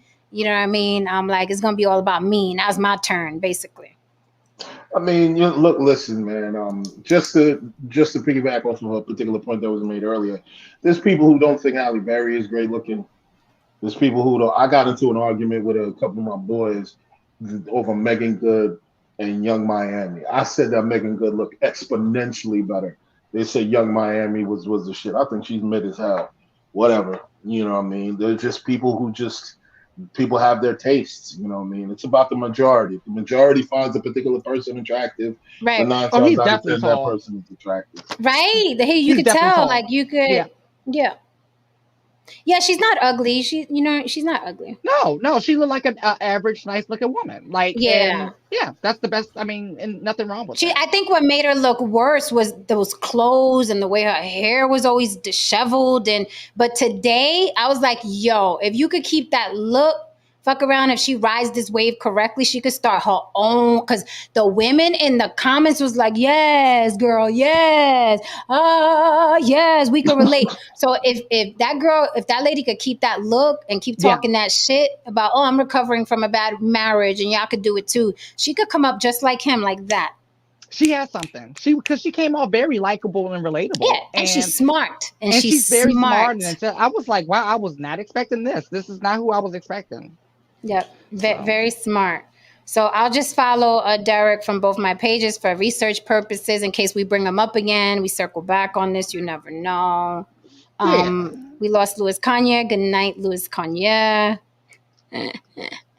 But, going back to your point, Aran, I think men really gotta, concentrate on your looks. You could get over a lot. Men, y'all want to get over. It's funny because y'all are lazy. But unfortunately for you, the thing that will get you over in your laziness is what you got to work for, is a body. So you fucked. Or making more money. Right, or making more money. Then you can stand on your wallet and be 6'5", like Derrick. Right. I mean, most guys don't have, like, I'll just keep it honest with you. And it doesn't even have anything to do with genetics. I mean, to really take your body to the hilt requires a degree of just determination, focus. You have to be extremely disciplined in order to take your genetics to the next level. I believe that every man is capable of doing. I wouldn't say that. I think every man can do that if they wanted to, but it requires work. It requires a lot of work. It's actually easier to just go make some fucking money. You know what I mean? But in the end, the guy who did take the time to make himself visually appealing, to create this aesthetic. Look, listen, I don't care what any woman says. I mean, you could have a fucked up relationship, but I bet you 10 to 1 that fucked up. If you had 2 fucked up relationships, the relationship with the bad dick is gonna get dropped quicker than the relationship with the good dick. They'll put up with that relationship. Eventually, it'll fizzle out. But I mean, it'll last a lot longer. There you go, James. So then why you can't talk out the side of your neck. You can't have 2 faces. You said real men lead with their wallet, but then you was complaining I wanted a cash app. It's one or the other, baby. What we doing? We playing at the big table? We playing at the big table or nah? Don't do that with a New York chick, homie. You gotta know where you stand with a New York chick. Time is money, man. Time is money. I keep trying to tell y'all people I love y'all, but time is money. Okay? Like, what we doing? What we doing? What we doing? What we doing, bro? Like, what is it? What is it? New Diamond. I see. Now you talking my language, baby. Now you talking about language. Jason Momoa, Game of Thrones, is fine as fuck. He is, but he is not Caucasian. He is not Caucasian. I'm sorry to disappoint you. Well, no, she did update. No. She updated. I don't know if you mentioned that. She said since she didn't want to do the Caucasian, she said she'll settle for Brazilians and something else. Settle. She said settle. Jesus Christ. Well, I said the word settle. I said the word settle. She didn't say the word settle, but she was like, well, how? She said, how about Brazilians and something else? To see if you would go with that instead. Yeah, I could work with some Brazilians. Throw a little bit of color. Yes. Oh my God! I knew you say no to that. She said Puerto Ricans and Brazilians. I found that he's 6'4". He's 6'4". He looks 6'4". I found when he got signed as a freshman at Tuskegee University. Okay. Oh shit, 6'4". See, there you go. 6. Y'all happy now? 1 inch or 6'4". He looks 6'4". Well, there you go. You know what I mean? Oh my! You said I'm a hater. Yeah, a lot of dudes are haters, man. They just don't want to admit it. A lot of dudes are hating on a lot of these guys. No wonder he's chopping chicks down. He got that body and he's 6'4", and his ex-wife was like, he's very, very charming and very funny. So I was like, charming, funny, 6'4" with that body. He cannot never settle down. Do you understand? Settling down and him will never compute. It will never compute. Do not do it. He's not even built to settle down. He is built to fuck and keep fucking till he dies. And I don't blame him. And mind you, he is a college grad. He is a college educated man. So Yeah, I Look, don't man, blame him. the moral of the story is get in where you fucking fit in, man. That's it. That's it. Because I Derrick don't blame Jaxn, him. Thanos. You know, we all got our roles to play in life, There man. you go. Make the best of You your know what I role. mean? Them cards you're dealt. You know what I mean? Y'all ain't checking for precious. Y'all ain't checking for y'all ain't checking for these there's plenty of pick-me's out there that Plenty. would drink your fucking bathwater, but you don't want her. You Nope. want Brittany Renner. Let's keep it Yep. real. I want Brittany Renner before I would want one of See? these fucking pick-me's. That's Come what I'm on, saying. man. Don't believe when men are like, I like homely girls. I like girls that don't be at the clubs. I like girls that don't be dancing on the table. That's exactly who they're gonna cheat on you with. Stop believing the hype. Do not believe the hype. Right. Y'all go in there be Holly Homemaker and he gonna be bang bang bang with the girl that he's telling you that he don't like. Stop falling for the I, bullshit, ladies. I Stop don't falling for Oh, the feel this like is my bullshit. favorite. This is my favorite one, Jen. Oh, babe, look why she dressed like that. She barely got no damn clothes on. Nigga, see please, Lily, why are you dry snitching? Why are you dry snitching? please. Can we get that? We got to. We gotta help. We're here for the people. Why y'all dry snitching like that? Like, can we get that off, please? Right, David Dillon. Absolutely. He has all the boxes checked. And whenever a man checks all the boxes, that is fucking for life. For life. Yeah, I There's can't hate. options for life. I, He's in the millions of dollars now because his little YouTube shit is not the only thing he does. He has he yeah. got that card game, the board game, he got a bunch of shit on the side. They got a board game. Jesus He got a Christ. board game. 6'4" football player, so he has that you know what I mean? Yeah, he's not my kind of guy, not for longevity, not for keeps. I've had that guy, by the way. Not for keeps, but he's Yeah, there. my You're hat's just off to him. My hat's off to him, yeah. man. Like I- hats he off, out here like making his coin. He out because here we making don't his knock the coin, hustle. man. That's why, Nope. Haran. We don't knock the hustle. We get it. Nah, yeah, man. totally get it. Yeah, man. What to expect anything else from him is expect him to go against his nature, and then you'll be This is mad. what it is, man. Like, look, man, we all ain't playing the same game. Nope. We all ain't at the table, man. It's just is what it is. You know what I mean? I'm sorry to tell you, life isn't fair. Like, His life not isn't everyone fair. gets fit. Like life, everyone doesn't get picked first when we're gonna No. play basketball.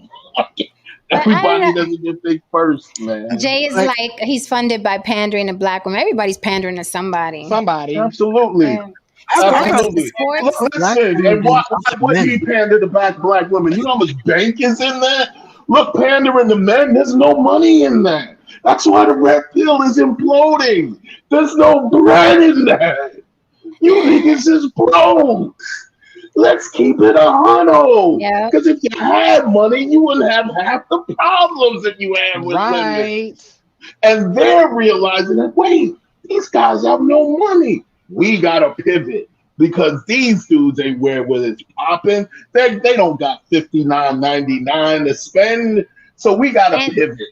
yeah, and Derrick Jaxn proves that looks go a lot further because even when he was exposed as a cheater, he stood at a million something followers on his IG. Women are still buying his shit. Women want to hear nice things, right? And he says nice things to them while looking good. So he's always gonna win. If men were smart, they'd go out and get a better body and say nice things to women because women, when you say nice things to us, we buy stuff.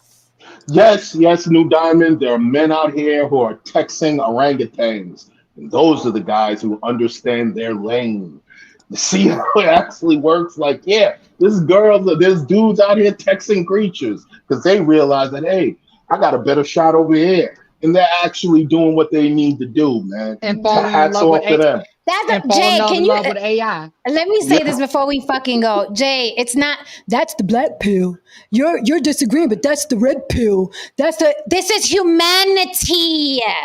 This is humanity. We are animals. This is the chimps. This is the orangutans. This is the zebras. This is the lions. Stop it. That's the red pill. That's like- the blue pill. That's no fucking pill. There are no pills. There's no pills, and then that's you can take Jen. You, the atheist, can take something out the Bible to make your point. Yes. Like A point is a point. Like it doesn't. Yes. You don't have to be married to appeal to make a fucking point. I use Job to make points. I use Cain and Abel to make points. I use Adam and Eve to make. That's red pill. No, it's fucking humanity. Okay, Humans have not changed. Humans have not ever changed. Same shit. You see all that fuckery in the Bible? Looks like Hollywood Unlocked or the Shade Room. It's the same shit. let's also cut something right here. New Diamond, I understand your disdain for black men. I'm not here to knock your hustle, love. But the majority of black men, it's not just the majority of black men dating ugly women. There's a lot of white men out there knocking down some ugly white women. There's a lot of Asian men knocking down ugly Asian women. There's a lot of average people out there dating and marrying average people in the real world. Yeah. Okay? Online, people think the average person thinks that they have access to everyone who is above average, or you know what I mean, and so on and so forth. That's not the real world. Okay? In the real world, ugly women are having multiple children. Yep. Ugly black women, ugly Asian women, ugly white women, ugly whatever women. Yep. They're out here, okay? They're doing their thing. Let's stop the narrative that only one race of people is actually out there just being average as fuck. The whole goddamn streets is filled and flooded and seeping with mediocrity. Trust me. That's why all them girls are running around getting BBLs and making their noses skinny and making pulling their jaws out and stuff, because they don't want to be average. The average person is average. You know what Derrick Jaxn missed out on? What? But he can still do it if he starts a massage company. Yep. Like we doing on IG. Can you imagine? Listen, I'm going to have one of them guys up here. I want to interview one of them guys and I'll play their videos because I'm very curious. I got a bunch of questions. I know a few about that business. I can reach out. Send me their videos because I want to see if it's the one I'm looking for. I'm looking for a specific type of muscles. Yeah, I know what you're talking about. The erotic ones, right? Yeah. The ones that like I told you when I lived in Atlanta, that was huge. Before it became on Instagram, that was huge. We need one of them up here because I literally got a list of questions. Oh yeah. And I want to ask very in-depth questions about their business. So get him to me, Lily. We'll get him up here. We'll get him to pull up. Thank you, Jay Cavassier. He said, I appreciate the unadulterated truth. That's all we got here. David Dillon says, Haram, once again, 100, 100, 100. Yeah, this was a good one, man. Lots of truth is told on the block. It's shit y'all don't want to hear, but it's the fucking truth. Like I'm shooting from the hip. That is how women think. That's how women think. Right. Whether we like it or not. And men think the way they think, whether women like it or not. That's the truth. That's how women see things. And with that being said, everyone can find happiness if they just know what pond to swim in, man.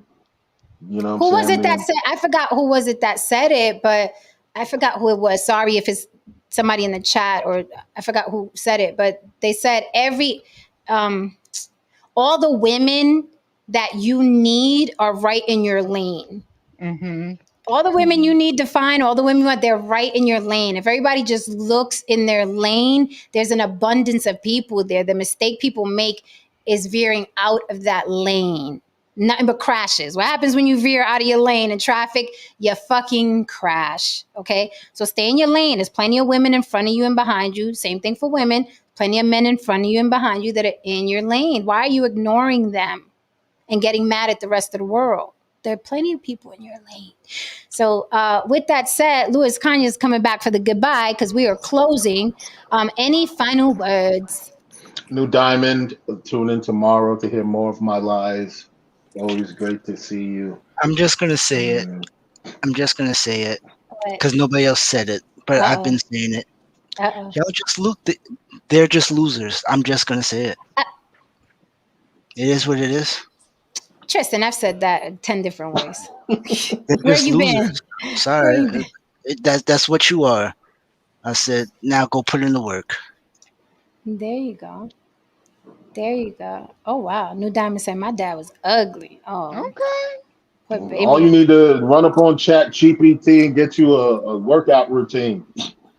Yeah. Help you out. Wash Type your it in there. ass, brush your teeth, go Yep. see the Yes. dentist. Go. There It's you like go. women notice all those little things. All right, ladies and Damn, her gentlemen. own dad though. Anything else? What happened, Tristan?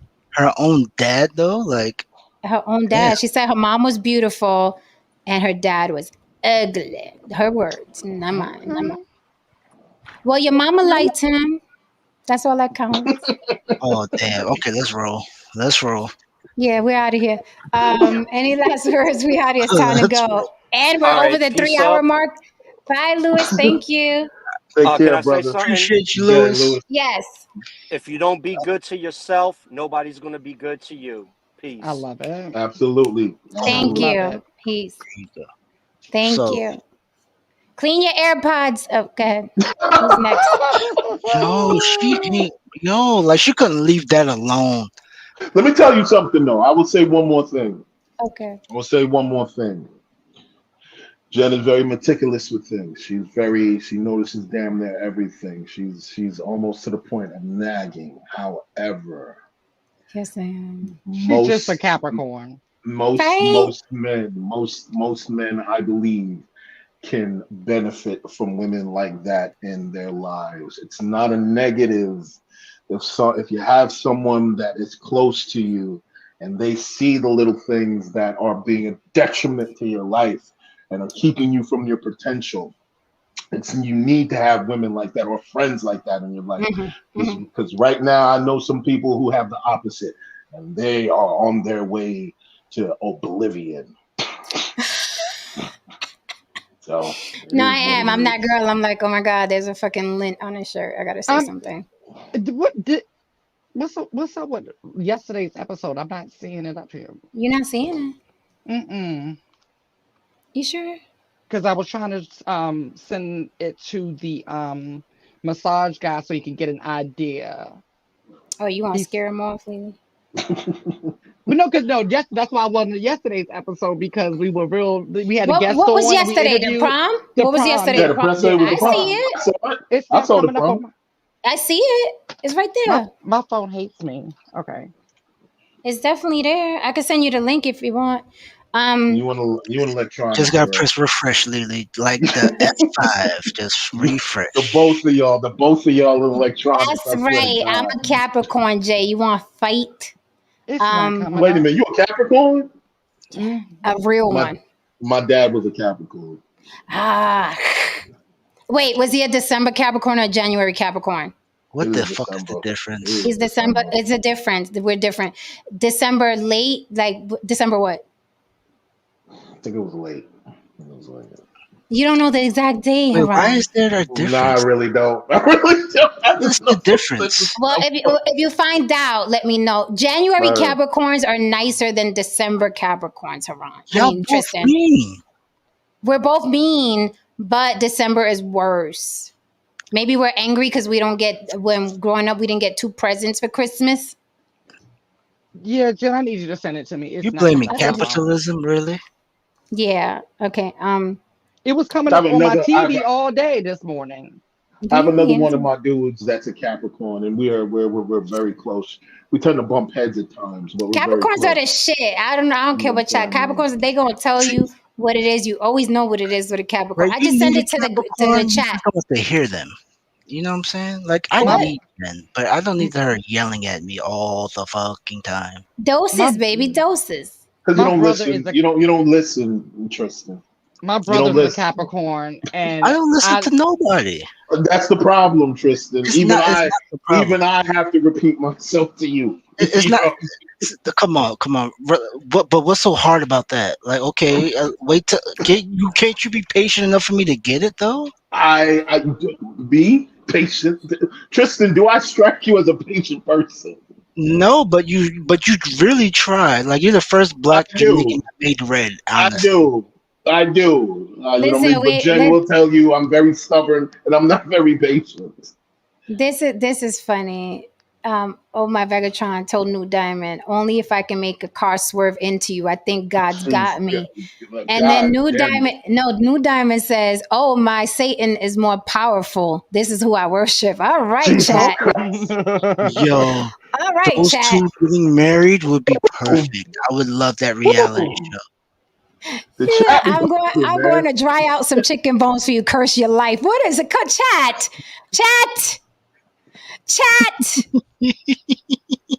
What are y'all doing? I'm sitting there Jay said, sometimes "Goodness gracious." reading the chat, and these people talking to each other. I'm like, Jesus Christ. Chat. Come on, To can be we all much. get along? We're a little community. Come on. Everybody, free t-shirts for everybody. All right, guys, we are out of here. That's it. We're out. He Need already some water. agreed to it. I'm gonna send you Send the me his videos. I'm videos. gonna send you the videos. Okay. Okay, in honor Tristan, of take us Jen's, out. This is in crazy. honor of Jen's inbox, right? Oh, In Lord. honor of all her exes, Oh, Lord. right? I did. All right. I'm learning some data analysis, right? I'm going through Python, and I told the Python script, build me a meme of Jen's inbox and exes, and this is what popped up. Lord Almighty. Put me on the big screen. You can read Jeez. this, Jen, because this is you. I'm Is scared. it? I'm This scared. meme is about you. Go ahead, Derrick, all 6'4". When someone asks Jen who the hell she thinks she is, That's it. Yeah. Yeah. I love you all. Class dismissed. Good night, everyone. good Good night, night. America. Said America. Hit that like and subscribe on your way out the door. Don't forget to support the show if you like the entertainment. Cash App on the block with Jen. Get your girl a smoothie. This is great entertainment every night. We will see you here mañana. Chat, I love y'all. Thank you for holding me down. Thank you for the super chats. See you here tomorrow. Don't forget, every Saturday, Block Talent Battle. We actually have a virtual talent contest. Yes, people come up to compete and win $100. This Saturday, we'll be announcing last Saturday's winner. We've had 5 people win $100 already. Next one could be you. All right, guys, good night. Be good. If you can't be good, be careful.